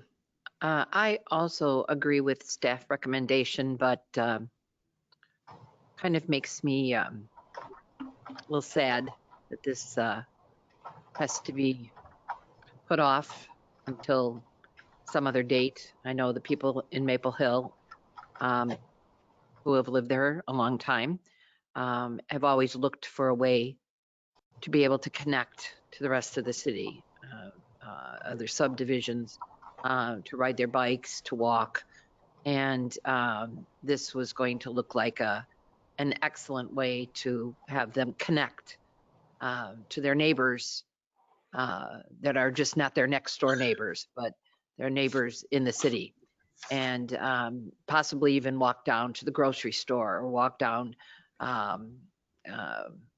to get their nails done or whatever, to the Walgreens. Now this won't be able to happen, and I feel very sad about that because I know that's something that they've wanted for a very long time. Hopefully, when the economy picks up and the COVID is over, the pandemic is done with, maybe we will be able to find a way to fund this path again. So, and I hope it's something that will be done while I'm still able to be on the city council, because I definitely do want this project to be done. So, all right, we need a motion, please. Alderman Davalos, I'd like to recommend the City Council vote to not fund nor implement the Maple Hill and Fox Hollow Trail Connection Project at this time. Direct staff continue to apply for grant funding and direct staff to negotiate a new IGA or easement agreement for the project with the Forest District of DuPage when outside grant funding is secured. Second, Alderman Ashour. Okay, we have a motion by Alderman Davalos and a second by Alderman Ashour. Clerk, could you please read the roll call? Alderman Deveraux, Aye. Alderman Ashour, Aye. Alderman Crystal, Aye. Alderman Widener, Aye. Alderman Wilson, Aye. Alderman Barry, Aye. Alderman Goodman, Aye. Alderman Anderson. Aye. Motion carries. Okay, thank you. The motion passes. We're on to number 7, consideration of the waiver of city 2021 liquor license fees for food and beverage establishments impacted by COVID-19 related mitigation restrictions. This would be the Community and Economic Development Director, Ron Menser. Thank you again. Does this seem like the Community Development Committee of the whole meeting to you? No, it doesn't. And the one 2 weeks ago had a lot of the Public Works information on it. And so these kind of should have been flip-flopped a little bit. But we'll let you talk. Go right ahead. Okay. Well, thank you. So yeah, I think everybody knows, it goes without saying, that the COVID-19 pandemic has had a massive impact on all food and beverage establishments, not just those in Warrenville, but throughout the state of Illinois, and for that matter, probably throughout the country. We have taken some local actions to try to help soften the blow, you might say, and make things a little easier for the food and beverage establishments in our community. Earlier this year, with the council's support, we created and implemented a simplified, no-fee, temporary outdoor seating program that provided a lot more flexibility for food and beverage establishments to establish and install temporary outdoor seating in parking lots and things of that nature, things that we might not otherwise feel are appropriate on a permanent basis. We modified our liquor control regulations to allow for our food and beverage establishments to serve prepackaged drinks on a carry-out basis that wasn't normally allowed under our current liquor license structure. We allowed food and beverage establishments to use city property for outdoor seating for no charge and with an administrative approval process, which was a streamlined process. We created an entire web page that we maintain and update on a regular basis that identifies all the different local, state, county, federal, and now we just updated it. There's a ComEd assistance program for businesses that are being impacted by COVID. So they have an ability to learn about those programs and get connected to those programs. Businesses do, that is, connected to those programs if they're so interested. We continue to email all the food and beverage establishments in the community to update them on any new assistance that becomes available that we become aware of. And we also have created and maintained an updated local food and beverage establishment list that is updated to clearly identify the type of services that they're still providing during these tough times. So that's what we've done. As part of that process, we've had a lot of, relatively significant amount of interaction with food and beverage establishments that are in our community. And several in particular have been pretty adamant that they would like the city to do more. They have provided information on what some other communities are doing to help their food and beverage establishments. And so earlier, a month or so ago, we initiated a process to develop a staff survey of all of like 35 surrounding communities and what type of assistance they're providing to their local food and beverage establishments. The results of that survey are summarized in the backup agenda materials for this particular item. what you can see is that there's a very diverse approach by municipalities and what type of assistance they're providing to food and beverage establishments in their community. Most communities are doing something. A lot of communities have taken steps similar to what the city of Warrenville has taken to this point in time. There are a handful of communities that have been, I would describe it as very aggressive in allocating large sums of money to provide local assistance to their food and beverage establishments. But I would say overall, especially when you look at communities, they're, I would say, more comparable to Warrenville in terms of the size of the community and maybe the makeup or number of food and beverage establishments they have in their community. They're providing assistance more in line with the city of Warrenville is providing. That being said, the economic development representatives of the city council, just so everybody is aware who those are, that's the mayor, Alderman Ashour, city administrator Coakley, myself, and the finance director, have met a couple times recently to discuss the requests that we continue to receive from some of our food and beverage establishments, discuss what we have done, discuss what we might be able to do going forward. When I say might be able to do, I think that the two controlling factors from the economic development representatives discussion are what we can do financially and from an organizational capacity standpoint. Some of the programs that have been implemented in other communities are pretty extensive. That would require a lot of kind of administrative capacity to, I believe, to implement effectively.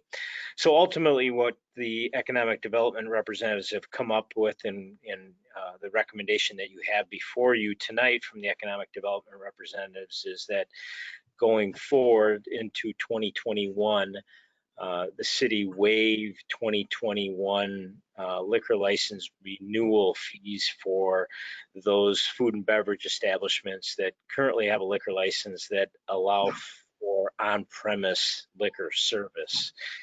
There's 25 existing facilities in the community or businesses in the community that have that type of liquor license. And in total, we estimate that if this would be approved by the city council and all 25 of those businesses took advantage of it, were given that waiver, that it would result in about a $42,000 reduction in food and beverage liquor license revenues for the city in fiscal year 2021. So that's the recommendation. I'd be happy to answer any questions you have about that. I would say that late today, this afternoon, I did receive an email from one of the food and beverage establishments owners that has been communicating with myself on a regular basis about this. And he's aware of what's being recommended here. And while they're very appreciative of this effort, he strongly encouraged the city to try to figure out a way to provide immediate benefit. Right now is the time that they're struggling, and what we're talking about doing is waiving fees that they would have to pay before the end of this fiscal year. So our fiscal year ends May 1st, so technically a food and beverage establishment wouldn't need to pay these fees until the very end of April. So it's not an immediate benefit. It is a benefit to them, and it's a material benefit, but it's not immediate. And excuse me, this particular business, and I would imagine many other businesses, are struggling right now trying to make it through the winter and the current lockdown that we're all working under or operating under. So that's the information I have to present, and be happy to answer any questions. Thank you. Okay, comments and questions. Mayor Brummel. Thank you. We will certainly continue to look for ways that we're able to help. Obviously, we're somewhat constrained, like everyone, with the resources available for that help. But this is something, it is substantial. It is not a lot, but it is a step in the direction that we continue to try to go in, which is to support our local businesses. So we will certainly continue discussions on ways that we can move forward with something that is of immediate benefit to those folks. In the meantime, this is something. And so I hope we support it going forward tonight. Thank you. Alderman Ashour? The, if it helps any of you, when we had talked about this, they're trying to avoid something that takes money out of our current budget, which is under assault from every angle.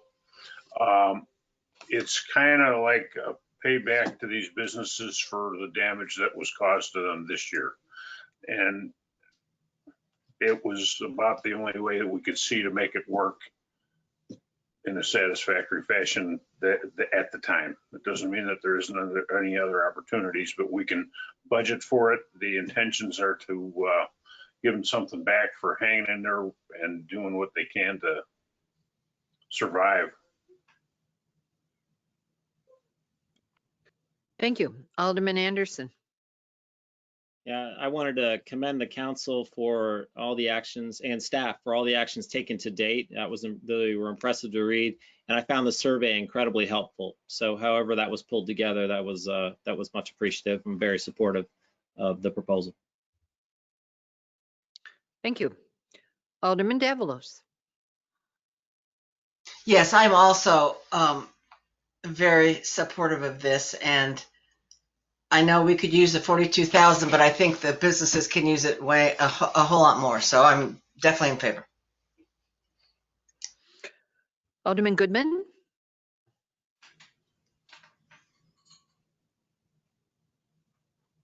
How many restaurants in town don't have a liquor license?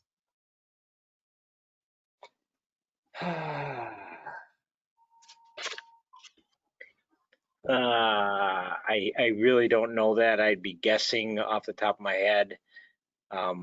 It's probably close to maybe 20 more that don't have liquor licenses.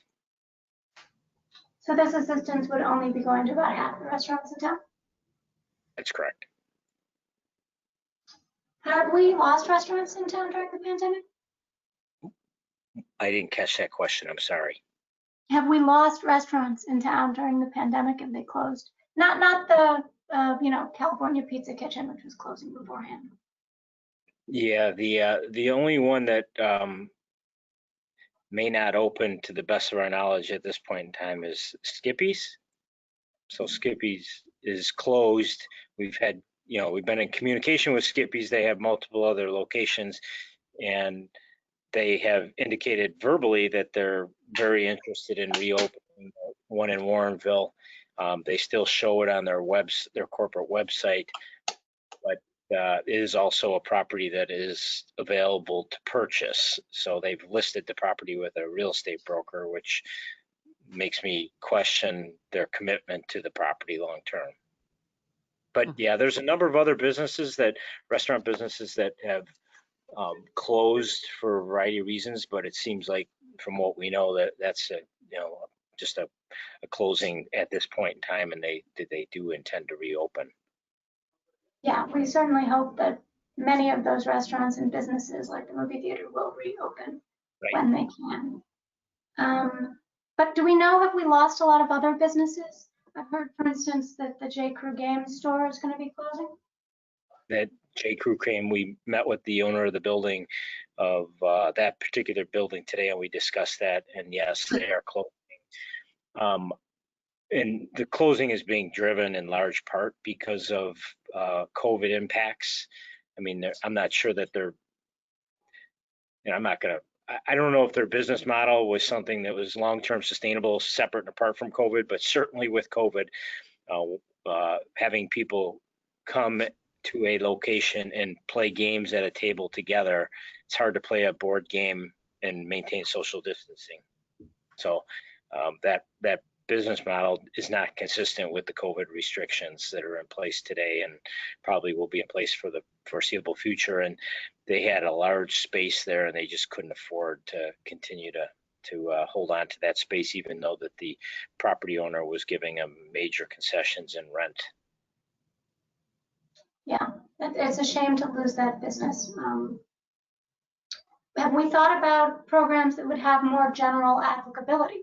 Some assistance that would help businesses more generally or restaurants more generally and not just restaurants with liquor licenses? We did talk about that as the economic development representatives, and the two concerns were a lot of the programs that have been implemented in other communities that apply more generally it's a program. It's not a simple waiver of a fee. So you need to establish a clear application process, guidelines, criteria. Then you need to actually review the applications. It's a whole system that you need to be putting in place. And given the challenges we're dealing with right now, just keeping up with the day-to-day of what we have on our plate, we really question the ability for the city to do that efficiently and effectively at this point in time. And then secondly, you need to provide there needs to be some funding for that, and question where that funding would come from.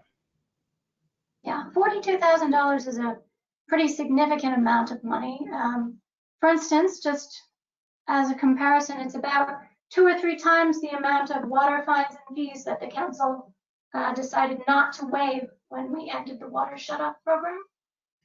So when you're thinking about who in town we're trying to help with COVID relief, it seems like this particular suggestion prioritizes one particular small subset of businesses in a way that the council was not willing to do with our residents who couldn't afford to pay their water bill. So I'm going to vote against this. Thank you. City Administrator Coakley, you had a question or a comment? Yeah, I was just going to add on to some of Ron's comments. I don't have the exact numbers of the restaurants with liquor licenses we could provide that for the council meeting. But I would comment that some of those restaurants without liquor licenses would include the McDonald's, both locations, Burger King, Starbucks, some of those locations that are corporate in nature. And I didn't get the gist of the discussion when I was with the economic development representatives. That was the concern that we were trying to focus on. It was more the locals. Undoubtedly, there's some small local restaurants too that don't have liquor licenses, but we were trying to focus on something, as Ron said, that was administratively possible and affordable.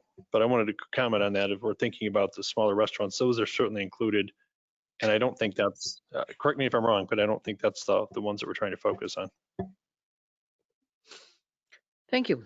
Alderman Krischel. Thank you. I have no other further questions or comments. Thank you. Alderman Widener. I have no questions or comments. Thank you. Thank you. Alderman Wilson.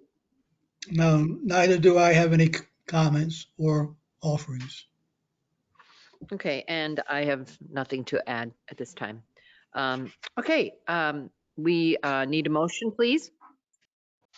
Alderman Davalos, I'd like to make a motion to recommend City Council approve the ordinance approving the waiver of 2021 liquor license renewal fees for 2020 liquor licenses that provide on-premises consumption of alcoholic beverages. Second, Alderman Ashour. Okay, we have a motion by Alderman Davalos and a second by Alderman Ashour. Clerk, could we please have a roll call? Alderman Berry, Aye. Alderman Widener, Aye. Alderman Krischel, Aye. Alderman Wilson, Aye. Alderman Ashour, Aye. Alderman Goodman, Nay. Alderman Anderson, Aye. Alderman Davalos. Aye. Motion carries. Okay, motion passes. Number 8. This is the update adjustments to the CMRP expenses. That would be Deputy Public Works Director Phil Coogler. Oh my goodness. Thank you. And Ron beat me to the punch. I was going to introduce this with saying that. Oops, sorry. I'm sorry. Thank you. Ron beat me to the punch. I was going to start this off by saying that concludes the community development portion of the meeting. So for this item, staff has made adjustments to the scheduled CMRP expenses in the current budget and is continuing to make adjustments to the next year's budget as well. And in internal discussions, we had realized we probably haven't kept council up to date on all the adjustments we've made so far, and certainly not the ones we're planning for next year in the fiscal 22 budget. I've split the expenses. These are just CMRP expenses into 3 separate groups. The first would be the road program. You may recall that we reduced this year's road program from $1.7 million to about $1.1 million. And that took out, Cantera Village, Husky Highway, Riverside Avenue, and Waverly Avenue from this year's program. And what we're proposing for next year's program is to have it just be the streets we removed from this year's program. So it'll be a reduced program again next year, and it will include the streets that were removed from this year's program. The next category would be vehicles and equipment. And this year we have elected to delay any purchases of new vehicles or equipment to future years. Next year, we're still trying to minimize what we're going to be spending on vehicles and equipment, and only going with what absolutely needs to be replaced in our minds, which for Public Works, that's the street sweeper, and the police department is going to need, I'm assuming after 1 year of not doing squad cars, is going to need some new squad cars as well. But again, we'll limit that to ones that are only necessary to replace at this time and try to stretch out what we can. And finally, the third category would be facilities. And we've got 2 projects that were constructed or have been or will be constructed this year. The first is the Public Works Makeup Air System project, which was completed last week. That is a project that has been reimbursed or will be reimbursed fully with CARES Act money. And the other project is the police department HVAC project, which was a contract we awarded, I think about a year ago. And that is, they started manufacturing the equipment and everything, then COVID hit, so we elected to pay for the manufactured equipment and have it stored for a year to delay the about $273,000 worth of expenses till next spring. So we envision that project is going to be constructed in the spring. So that money, $273,000, will be paid out later this fiscal year, beginning of next fiscal year. Next year, the only proposed facility project is the painting and tuck pointing museum. And that's I think about a $45,000 expense, but we're trying to be responsible and make sure that, recognizing the current fiscal situation, that we don't spend money that we may not have currently. So we're going to try to only do the projects we absolutely feel like we need to do. And at this point, we are envisioning that, anticipating that we'd return to a normal amount of spending for fiscal year 23. That's obviously something we'll understand better with time. Obviously, the vaccines being out are encouraging, and hopeful that things will get back to some sense of normalcy during middle of 2021, but we don't know yet what the lingering impacts will be from the pandemic. So with that, I'd be happy to answer any questions. Okay, comments and questions, Mayor Brummel? No questions, thank you. Alderman Ashour? No questions, thank you. Alderman Anderson? No questions. Alderman Davalos? No questions. Alderman Goodman?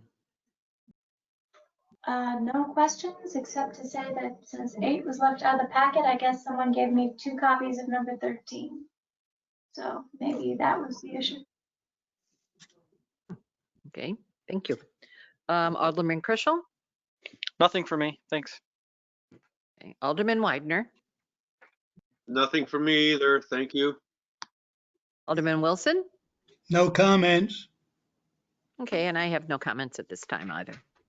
Okay, that was an information only. We therefore have no need for a motion. We're up to number 9, consideration of Public Works reorganization plan. This is City Administrator Coakley. Thank you. And this is definitely a Public Works item. Just for keeping score. Thank you very much. This has been a long time coming. As you're all aware, we completed the services and staffing study citywide with the Matrix consultants. That was concluded late summer. That was a long time, year-long, turned it out to be a year-long project, but it was catching up on some things that had been noted previously in Public Works. I'm going to call them deficiencies in our organization structure, not in what the work that gets done. We have not had a standard type of public works structure. And as you'll remember, Alderman had been around for a while. We went from a completely reactive department, and with bringing on, as Mike retired and we brought on Phil and then hired the management analyst a few years ago, started creating more of a structure with administrative staff and planning. This is all part of that evolution as I see it. It's related, but not related directly, but it is related directly, if that makes any sense, to the development going on. We certainly have increased the need, but it is something that we've had a need for a long time because it's been a very lean staff forever, I think. I'm going to turn it over to Phil in just a minute, but this first phase is what we're talking about for this current year. That's what is before you tonight, not the entire plan, but Phil and his staff have done a lot of work to show you what is coming in the future and how this would, this first phase will help set up for those next steps. First phase, in my view, is a very modest costs and some essential things. We're going to be bringing on more workers and changing things in the future. We've got to get the supervisory administrative staff organized well. One of the key things and why I said I would take the lead off is I strongly recommended that we make the change and promote Phil from the Deputy Public Works Director to the Public Works Director position. And it'd be a little awkward for him to be presenting it, but I know he's on board. This has been something since 1994. When Cantera was just about to start developing and the TIF had been negotiated out for many years by my predecessor and a whole team that is not here anymore, the city had a choice. We only had the Public Works Director that we had at the time left, and the city had only the money for a Community Development Director or a Public Works Director.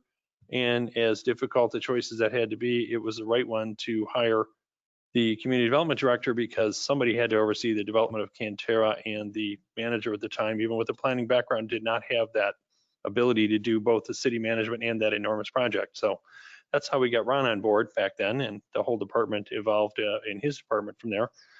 But it's really time to keep focusing on Public Works. They do an amazing job in the field still, and we're building on that administrative planning. But we need more of the standard organization structure that exists everywhere else. I will happily give up the title of acting Public Works Director, cede that to Phil. I don't have to do a lot of the work. Phil already does almost all of the work, and that doesn't come with an extra stipend for me anyway. All seriousness though, it's been 1994 to now, 26 years that we have not actually had a Public Works Director. Some fine people running the organization, and we've done a great job with the work again, but I think it's long overdue, and I'm certainly on board and was happy Phil remembered to add my name to that recommendation because it's certainly something we've talked about for many years. So Phil, if you want to go over some of the more specific fine points on the other organizational things, please do. Sure, thanks, John. So the plan also includes changes to the department structure next fiscal year, which are based on narrowing the 4 divisions that existed in Public Works for quite some time now to 2 divisions. And so there'd be a utility maintenance division, which with the same responsibilities they have today. And then where the bigger change occurs is with the capital maintenance division, which would include streets, fleet, and facilities. And the way the structure came about with those 2 is that the enterprise fund funds the utility maintenance division, and the capital of the CMRP funds at least the items that the capital maintenance division would be responsible for, with the buildings and fleet and the streets. One of the limitations of our current structure is a lack of ability for succession planning and continuity of the department leadership. So the current supervisors are all likely to retire in the next 5 to 8 years based on my ongoing conversations with them, and if all goes well for them. Additionally, there's some other Public Works employees that are likely to retire in that same time frame. So with some proper structure and planning, we can have, city can have Public Works employees who are better prepared to step into a larger role, which would be better for the department and better for the city overall in maintaining the high level of service we provide. Staff's proposing to create a superintendent position for each of the 2 divisions and promote the current lead supervisors in the street and utility divisions to those positions. Once those promotions happen, those 2 lead supervisor positions would be eliminated. The superintendent positions are envisioned to spend most of their time in the office, where those supervisors right now probably spend their time about 50-50 in the field and the office. And they'd be focused more on planning and coordinating projects, contractors, and consultants, as well as coordinating with outside agencies and keeping up to date on regulations and new technologies. With the superintendent spending most of their time in the office, there's a need for some supervisory capacity in the field to direct and participate in the crew's field work. And staff's proposing the creation of a crew leader position for each of the 2 divisions. It's anticipated that a laborer from each division would be promoted to a crew leader position through an internal application and interview process. So we're not anticipating going outside and advertising this. This would be strictly an internal process, unless for some reason there wasn't interest, but I believe there will be interest. Fleet maintenance has already been moved under the street division after the mechanic retired, and we started looking for a fleet management technician. We made the adjustment to have that person, if we were to hire them, report to the street supervisor. And while I'm on that subject, staff is continuing to evaluate whether or not we should continue outsourcing the maintenance of the fleet or whether we should pursue hiring a mechanic. My preliminary conclusion is that we are fine outsourcing the maintenance to local businesses, and I'm probably at the beginning of fiscal year 22 be making a recommendation to probably eliminate the mechanic position and continue outsourcing the fleet. But I want to give it the full fiscal year 21 to evaluate that with my staff. That'll give us a full 2 years after the mechanic retired to really evaluate whether we are missing something by having somebody on staff and in person to be able to handle some of the repairs that might come up in an emergency. The facilities maintenance will be moved at the beginning of fiscal year 22 with when the superintendent positions would be created and filled. And so that supervisor would report to the capital maintenance superintendent. Changes that I've listed so far really have come with small cost increases for the city.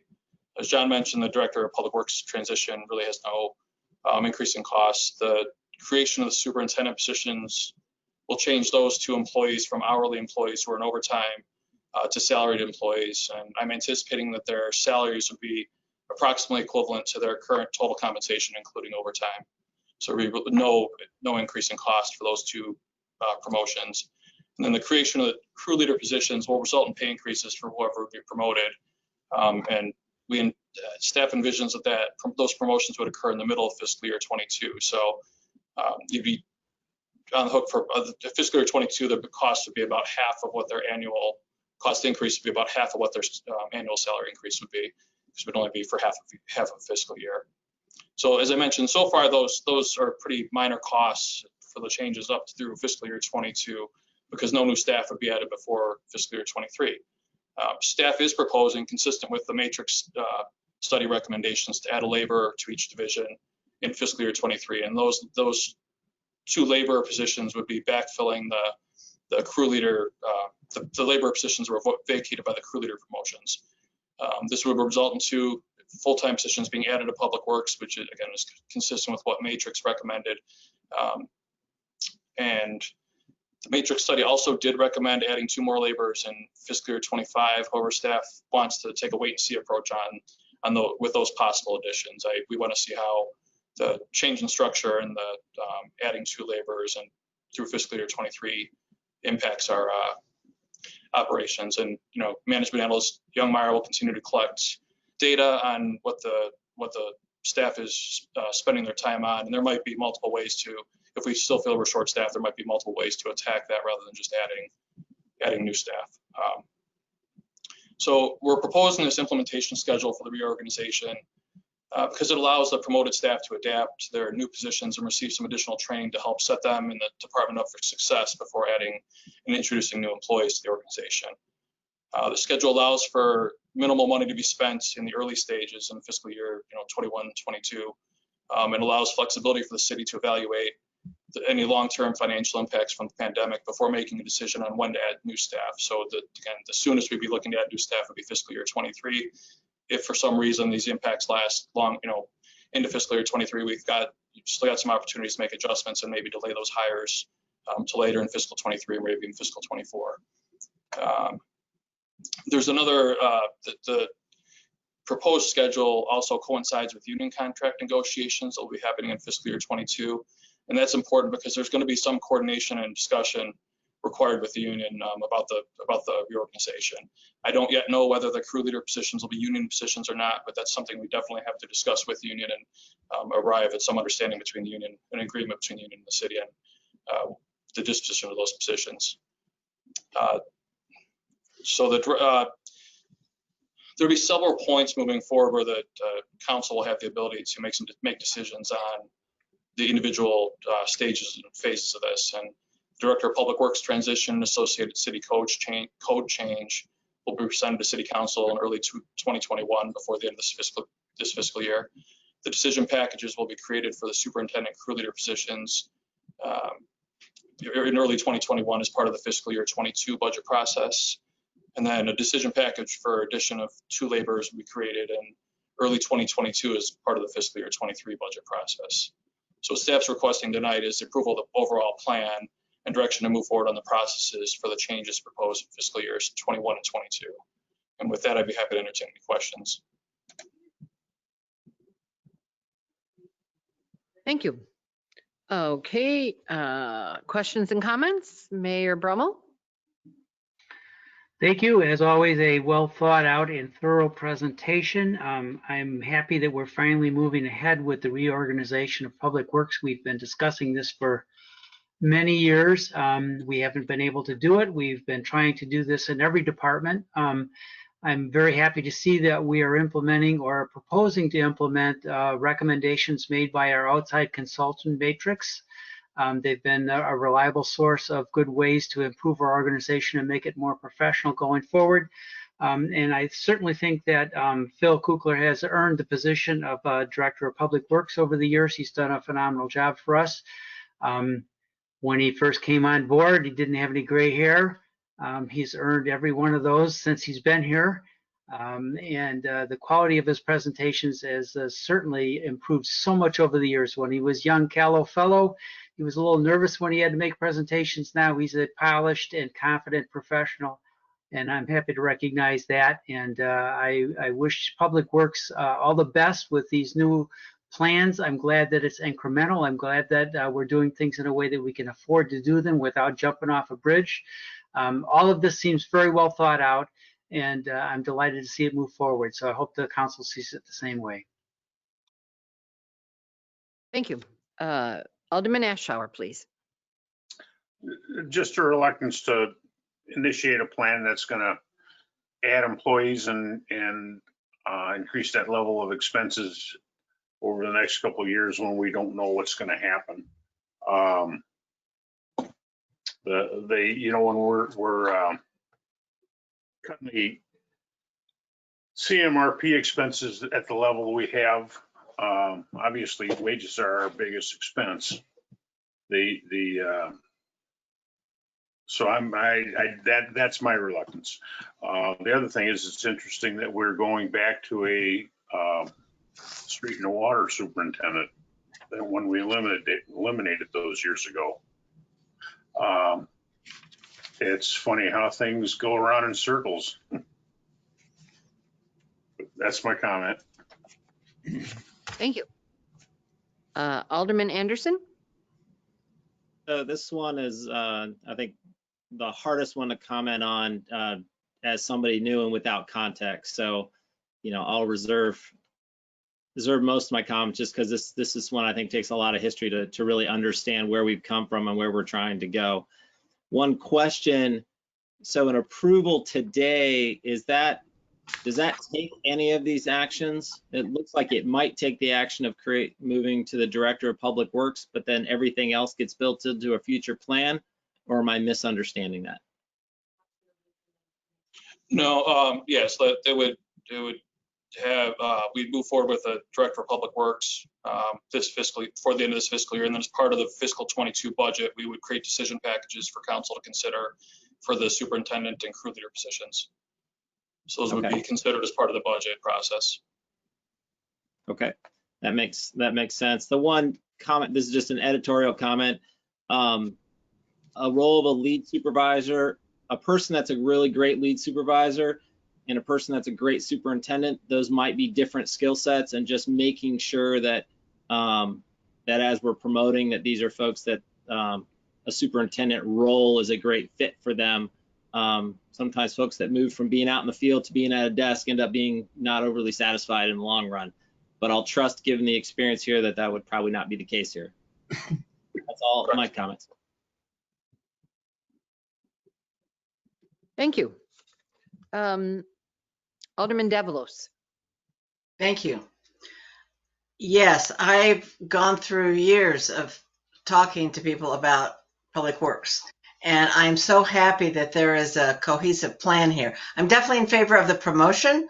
I like the idea of this extending over several years so that we can have decision packages along the way and make decisions based on actually data that we don't have now and what our revenues are going to be and what we can afford and not afford. But I think it's a good, solid plan to aim for. I'm in favor of it. And I think we're just going to wait and see. We may have to add another year or who knows on to the execution of it. But I think we need a plan before we can go forward and figure out how to do it. So I'm in favor. Thank you. Alderman Goodman. Yeah, I have a few questions. I guess first this would be addressed to the city administrator. Are there any responsibilities as the Public Works Director that you would be moving to fill? Primarily, actually haven't seen any of those for a while. Primarily, I've been signing off on a few things. Mostly my role as city administrator, though, that hasn't changed. Some was for the right-of-way permits. I held on to that. I believe, actually, I've ceded that to Public Works a few months back. For about 20 years. I was signing off on those because there was confusion and I wanted to make sure there was another check, but I've actually turned those over to them. Sorry, I'm thinking out loud here. There's not much more that I can think of because the day-to-day management of Public Works was with Mike Smith and now is with Phil Coogler. He is acting in the role of Public Works Director, even though he doesn't have that title, which sometimes makes that awkward as people are looking.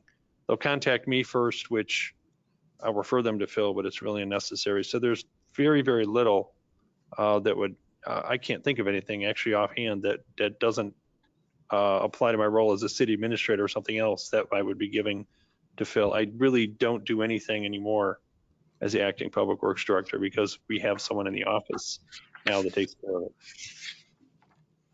Okay. I appreciated Deputy Director Coogler's mentioning the union contract because there wasn't really anything in here in the memo about that. So I would definitely be interested in hearing more about the implications of this reorganization, what we can actually do, what we have the authority to do under the existing contract, which I suppose actually isn't really an existing contract, it having sort of expired at this point. But I just want to be completely sure that we have authority. Not that I think that the assistant or the deputy public works director's position is governed by the union contract. I do not believe that it is. But the rest of these changes, putting that in context would be helpful before a future vote on any of those positions. And lastly, I have two budgetary questions. When I look at this memo and some of the backup material, there's a few things that don't really line up with respect to the budget.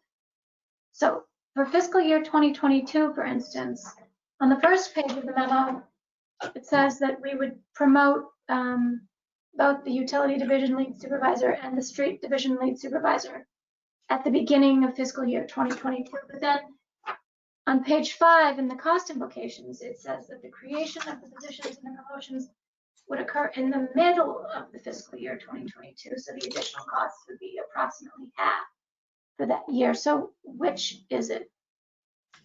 So the superintendents would be at the beginning of the year. The crew leaders would be in the middle of the year. Okay, so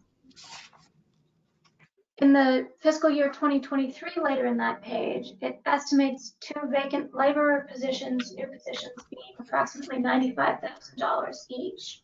But in the analysis of the city's services and impacts on staffing needs, the matrix, page 48, they list those as being in the $55,000 to $60,000 range.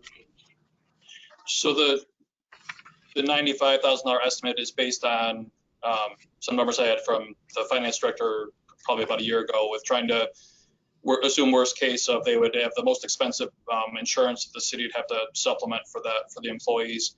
And it also includes their other benefits. I think there's an additional like 18 or 20% of additional costs the city pays on top of just the salary for the employees. Right, but the staffing study doesn't say salary, it says cost impact.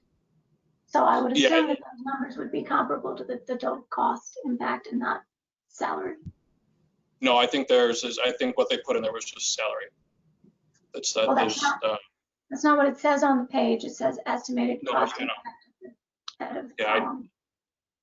I know I didn't write the study, so but that's not, there's in total costs for an employee, that's way below what the union contract would call out for the salary of even the lowest rung employee in the union. Okay, well, that's context that would be helpful in these staffing studies for sure. The administrator, do you have a comment? Yeah, if I could jump in on that, I also don't know what matrix used specifically for their costs. I believe they used some standard industry cost comparison and then put them in for our study. I don't think that they talked to Kevin to get our actual costs. They were using average costs for that information. And Christina is pointing from across the room that you can't see. It's something on her study, so she's going to comment. I just wanted to add that at the top of the summary of recommendations, that section 9 that Alderman Goodman's referring to, there is a statement that says costs include only direct salary and do not include benefits or one-time costs such as equipment or supplies. The header they used is confusing, but there is that disclaimer statement in there, so I just wanted to point out that piece. Thank you. Yes, that's very helpful. So I guess my last budgetary question would be, if you're assuming that we're not going to reassess the second piece of this, which is in the matrix study recommending adding laborers in fiscal year 2025, would there also be flexibility for the council to reassess adding 2 more laborers in 2023 between now and then based on, I understand Alderman Ashour's concern about adding staff is the most expensive thing we can do. And we are in the middle of a huge fiscal crisis.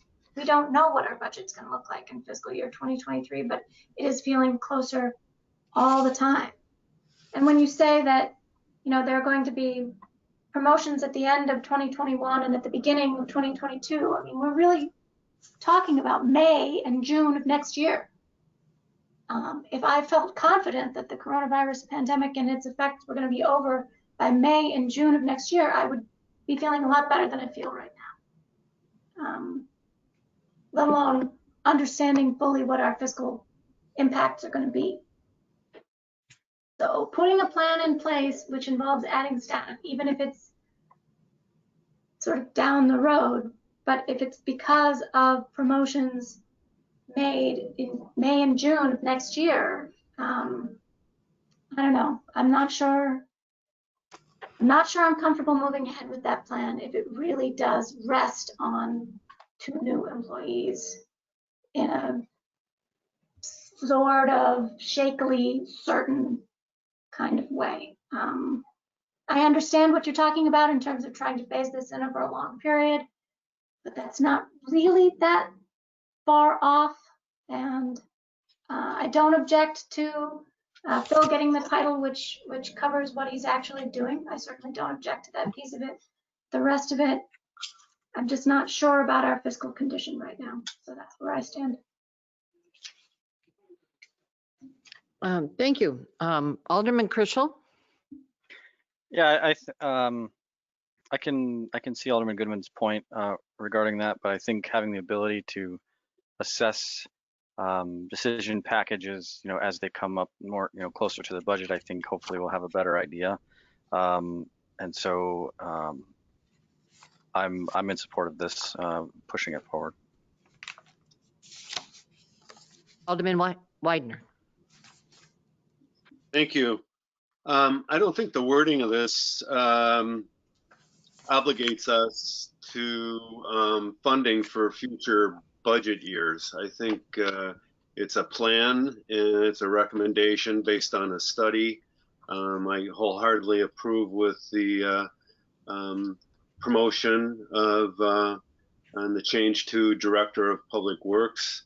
But I think to go ahead with the plan is one thing, and then each year we look at all the different proposals that come up for the budget, the decision packets as a group, kind of looking at it as in the whole concept of the city's costs.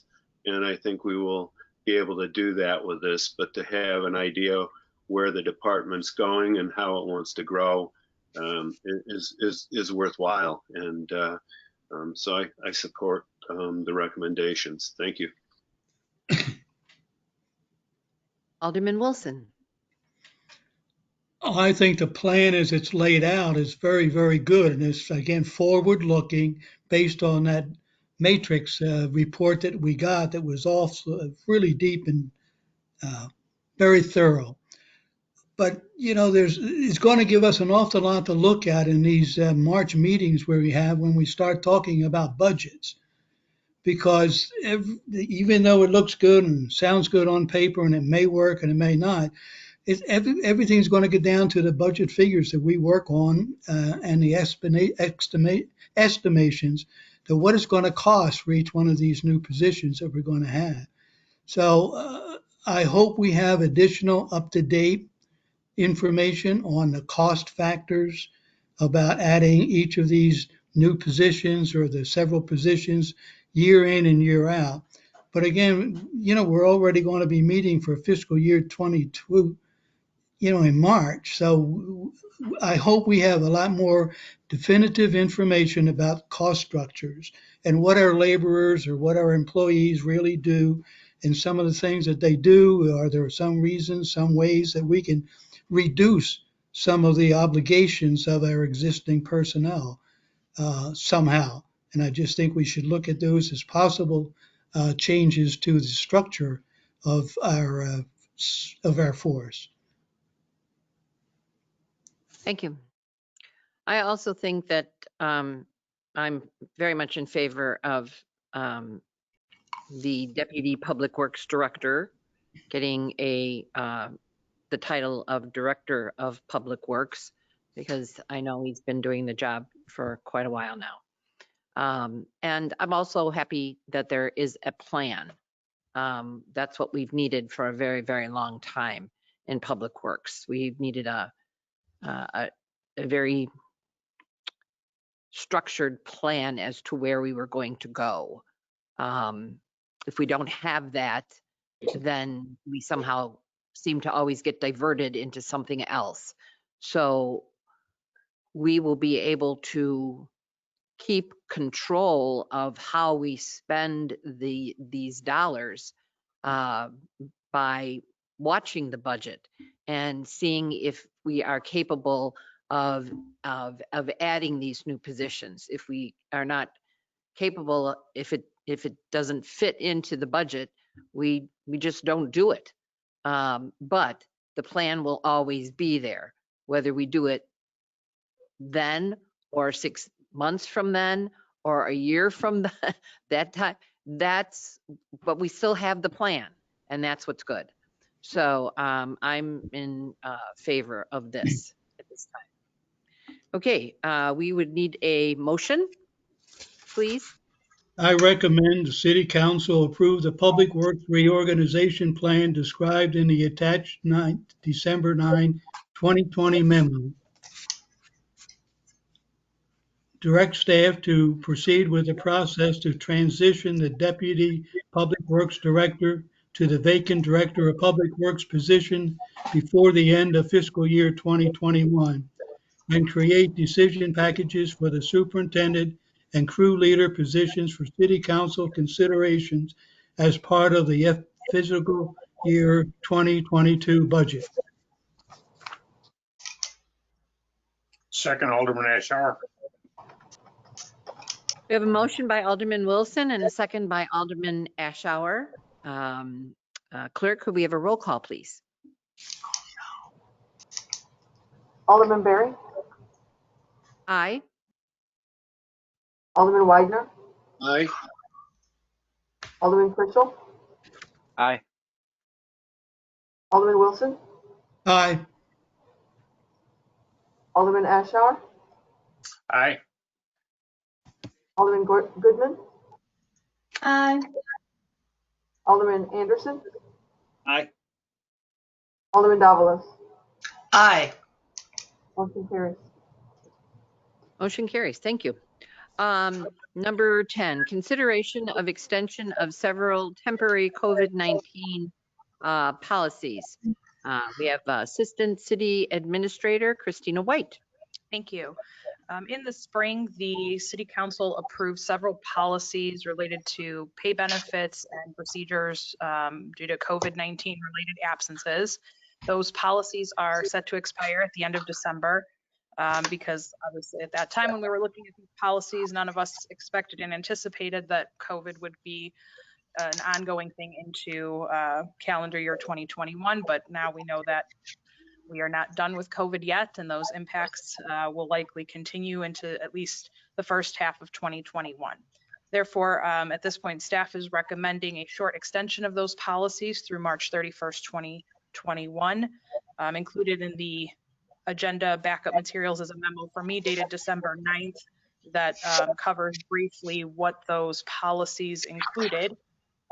Couple of things of note, the initial policies were based on the federal Families First Coronavirus Response Act, commonly referred to as FFCRA, which took effect on April 2nd. That act expanded provisions of the Family Medical Leave Act and adopted the Emergency Sick Leave Act, which were pay benefits for employees that were dealing with COVID-related issues, such as having COVID or an exposure to COVID, requiring them to not be able to come into work, or childcare issues due to school closures, as well as some other factors all related to COVID.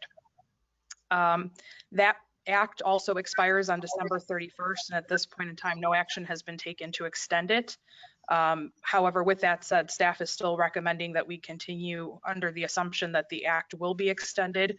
We have reason to believe that either the current administration or the incoming administration may extend the act.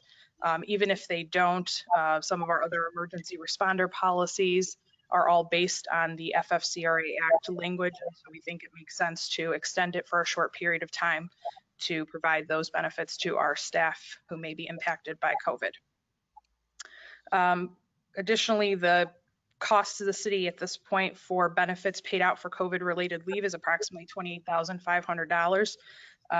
We did some rough numbers, the finance director and I, and included in the summary some projections for what we think potentially additional costs might be to the city to continue these programs, and came up with $16,200, again, based on how many employees have taken advantage of the pay-related policies up until this point.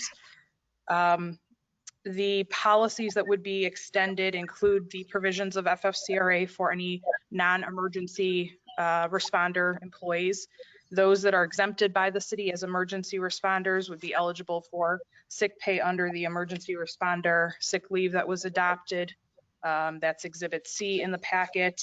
Additionally, there is a policy authorizing the city administrator to allow for the use of pay time off to supplement any loss in pay due to COVID-related issues.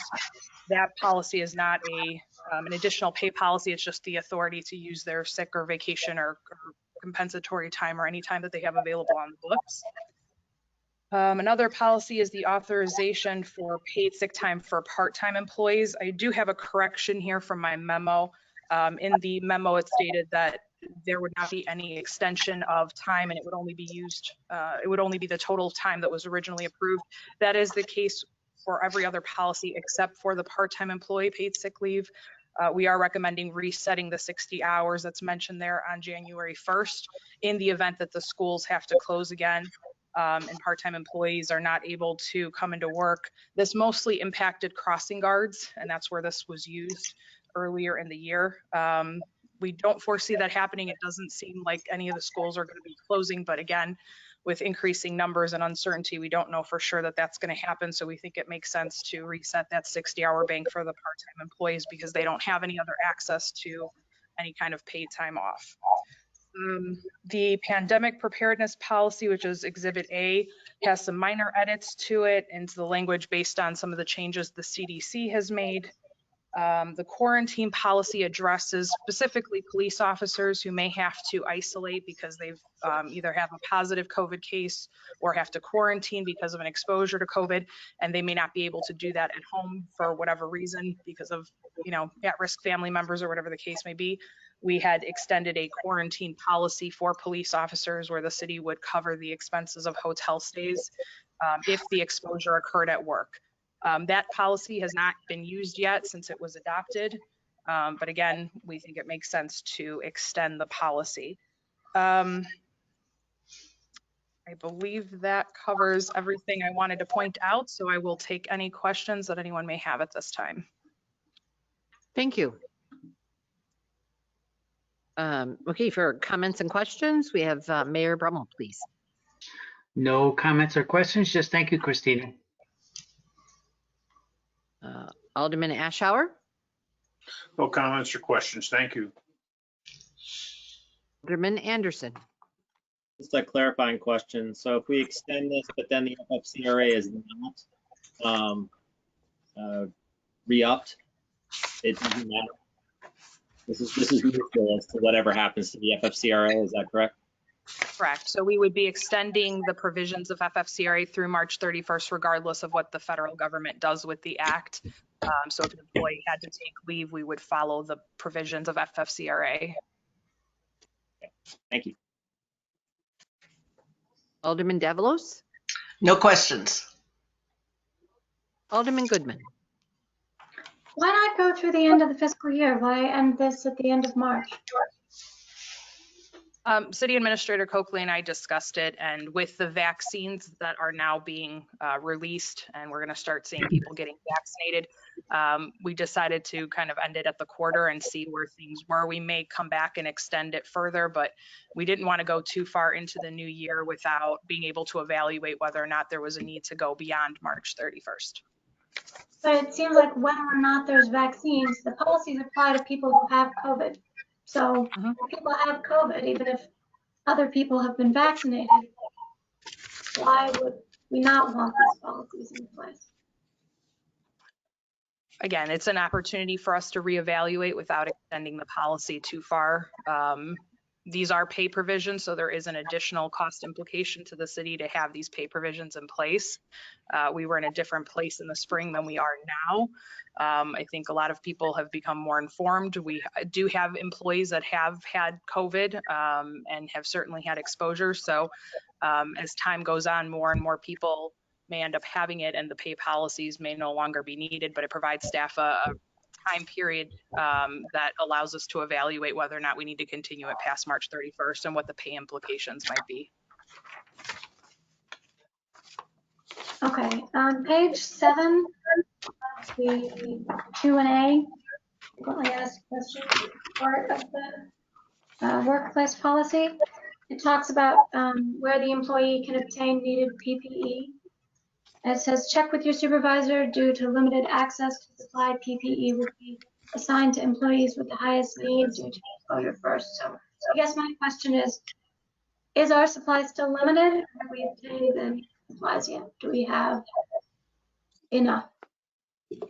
As of right now, we seem to have sufficient supplies.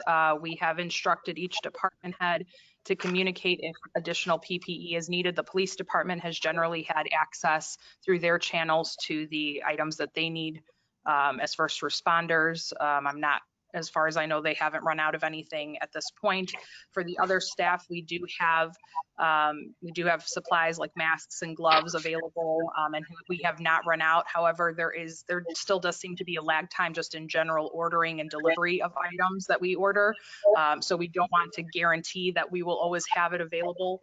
And again, we've asked each department to give us advance notice if they're running low so that we have time to order things.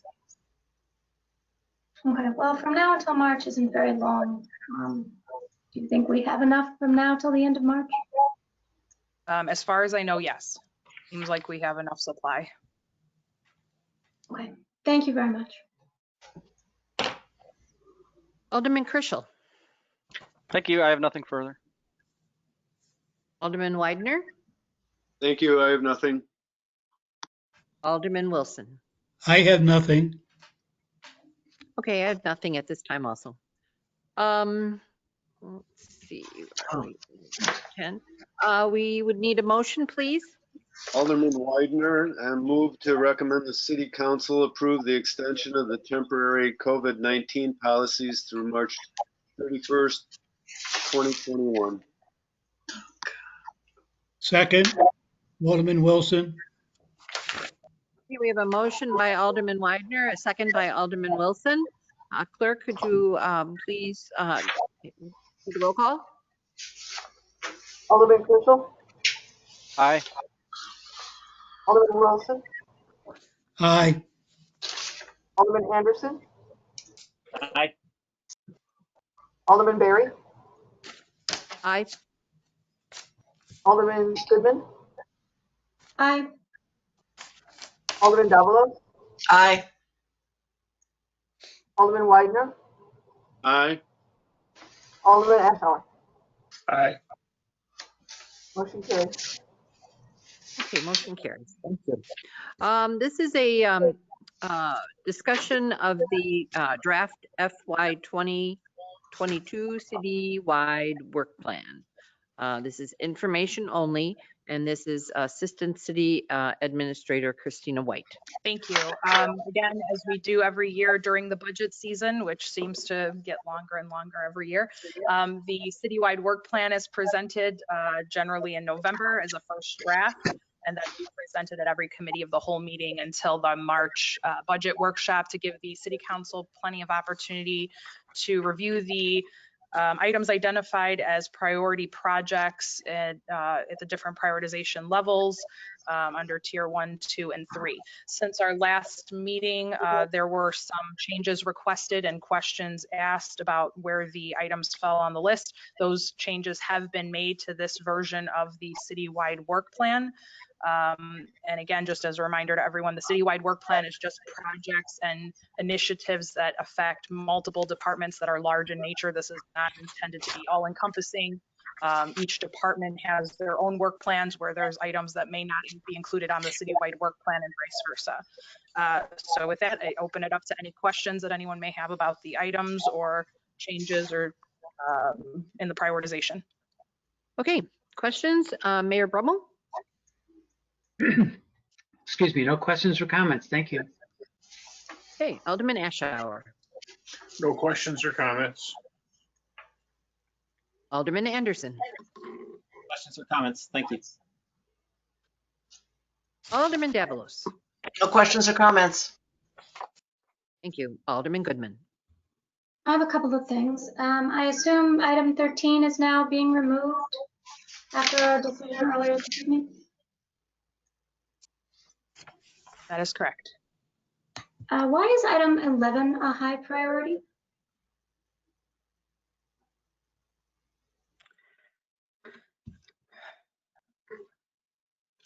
John, would you like to answer that, or should we ask Finance Director Dahlstrand, since I believe finances will be department on that?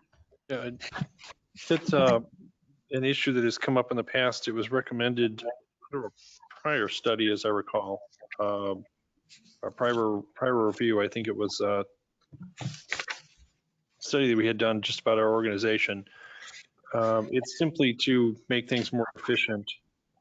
We can have Kevin join that comment when he's here on the council meeting if we want, but it's not, I don't know that it's actually a high, now that you mentioned that, Alderman, it's not a super large project. It's just something to make it more efficient, so they're not the extra step of having to go to the council each time. It'd be low priority items would be written up the same way. I could authorize them to be disposed of, and then we report it to the council. So I'm not sure it actually belongs on here. It's certainly something the council would have to change the procedure for, but I don't know that it actually rises to the level of being a large undertaking. Yeah, that was my thought. I think maybe 11 should come off this list too. Yeah, we could handle it more as a lower level. It doesn't need to be on this thing. Thank you. We had overlooked that. Okay, there's some sort of weird formatting going on that spread this over 3 pages. And item 2 has a completion date. I mean, I just sort of was surprised that it has a completion date, evaluation of the impact of COVID on our finances. I don't think that that should have a completion date. And maybe that's just a preference. Well, we're going to continue to evaluate the city finances as we go along. And last, number 26. What is prompting that? It says we're going to have a decision package on it, so I'm sure we'll discuss it more in the future. But I just wondered how this ended up on a citywide work plan. Is putting in a stop sign that I don't know of anybody having asked for, but maybe there's a lot going on here behind the scenes that I don't know. I'm going to defer that to Community Development and Economic Development Director Menser if he's available to answer that, as Community Development's the lead department. Okay, thank you. The city did spend a considerable amount of time and money evaluating the potential for a roundabout at that intersection. And ultimately, that was a project that the city council decided that they were not going to consider moving forward. But one of the impetuses of a roundabout was to hopefully make the intersection somewhat safer and more comfortable for pedestrians and bicyclists. And at this point in time, that free flow right-hand turn is very auto-centric. It prioritizes automobiles at that intersection and allows cars to kind of whiz around the corner. You might say it's not a technical term, but that's practically what's happening on a daily basis down there. So we want to evaluate whether or not there's an opportunity to remove that free flow right and put a stop condition there and hopefully kind of slow traffic, reduce the volume, maybe reduce the volume of traffic without creating any traffic backups that would cause unsafe conditions in that offset intersection here. So that's essentially what we're going to do. We haven't got any engineering proposals, but it would require some physical modifications to the pavement and then some before and after analysis of the traffic circulation patterns and volumes in the area. And it would ultimately help inform decisions on what's going to be the final form of that intersection, which ultimately has an impact on what type of development, private redevelopment occurs and the orientation of the private redevelopment that occurs on Old Town redevelopment site number 2 and the adjacent 2 properties that the city owns to the north. Yeah, I don't see that as a tier 2 initiative for this fiscal year. I think the amount of, well, let's face it, uproar that changes to that intersection always excite in our community would eat up quite a lot of staff time, quite a lot of elected officials' time. Doesn't seem to me to be triggered by any particular initiative or effort that anyone has brought forward to us that we need to be dealing with. I don't see that as a tier 2 priority at all. So those are my thoughts. Thank you. Thank you. Alderman Crushel. I have no questions or comments. Alderman Widener. Thank you. I have no questions or comments. Alderman Wilson. No comments. I have no comments at this time. Okay, and that was an information only. Therefore, we do not need a motion. So on to number 12, consideration of a request to dispose of surplus city property. That would be management analyst Kristen Youngmeyer. Good evening again. So for this item, there are several items that public works staff have identified that are no longer being utilized. And there is one item that was brought to my attention today that they were wanting to add to the list. It's called a universal super stand, and I guess it's something you can place heavy objects on. In particular, I think it's both for mechanics to put, like if they need to fix a door, they could lay it on it. I'm learning a lot about mechanic tools in this surplus disposal request. But anyway, so the items on the list, all but one are going to be would be auctioned with OpenOff auction services. They've been used in the past. The one item that we'd look to trade into the manufacturer, it's called the Snap-on scanner. It's a diagnostic tool, and trading that into the manufacturer, we'll get to Snap-on Tools. They would take that in exchange for a $5,400 tool credit to be used towards future purchases. If you guys have any questions, I'd be open to taking them. Okay, Mayor Brummel. Nothing here, thank you. Okay, Alderman Ashour. No questions, thank you. Okay. Alderman Anderson. No questions. Thank you. Alderman Davalos. No questions, thanks. Alderman Goodman. No questions. Alderman Kreschel. No questions. Thanks. Alderman Widener. No questions, thank you. Alderman Wilson. No questions, thank you. Okay, and I have no questions either. So, I'd a like to motion, rec- please. I would like to recommend the city council approve an ordinance authorizing disposal of city-owned surplus property utilizing open-off auction service. Second, Alderman Davalos. Okay, we have a motion by Alderman Wilson, a second by Alderman Davalos. Clerk, could you please read the roll call? Alderman Ashour, Aye. Alderman Goodman, Aye. Alderman Widener, Aye. Alderman Anderson, Aye. Alderman Wilson, Aye. Alderman Berry, Aye. Alderman Davalos, Aye. Alderman Krischel. Aye. Motion carries. Motion carries. Great. Number 13, and this is an information only, and maybe we can get this done before 10 o'clock. Review and file Public Works Department FY 2021 work plan update. This is Deputy Public Works Director Phil Coogler.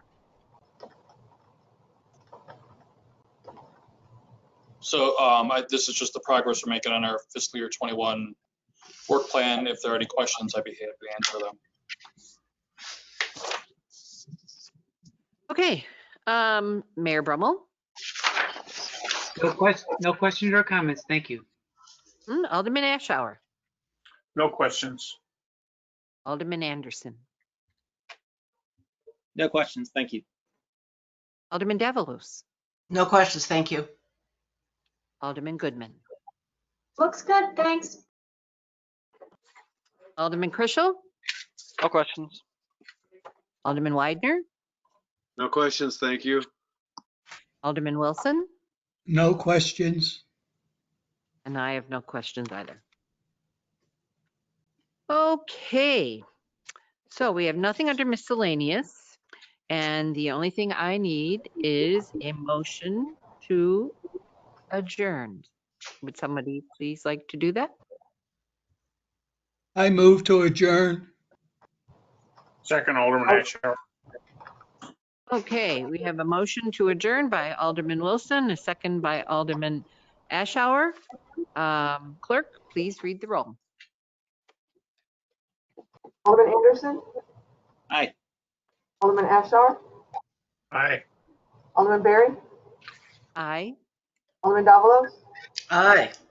Alderman Goodman, Aye. Alderman Chrisell, Aye. Alderman Widener, Aye. Alderman Wilson. Aye. Motion carries. Motion carries. We are adjourned. So everyone, thank you very much. It was a very interesting 3 hours. Thank you, Alderman Berry. Good night. Night. Bye. Aye. Have a good night.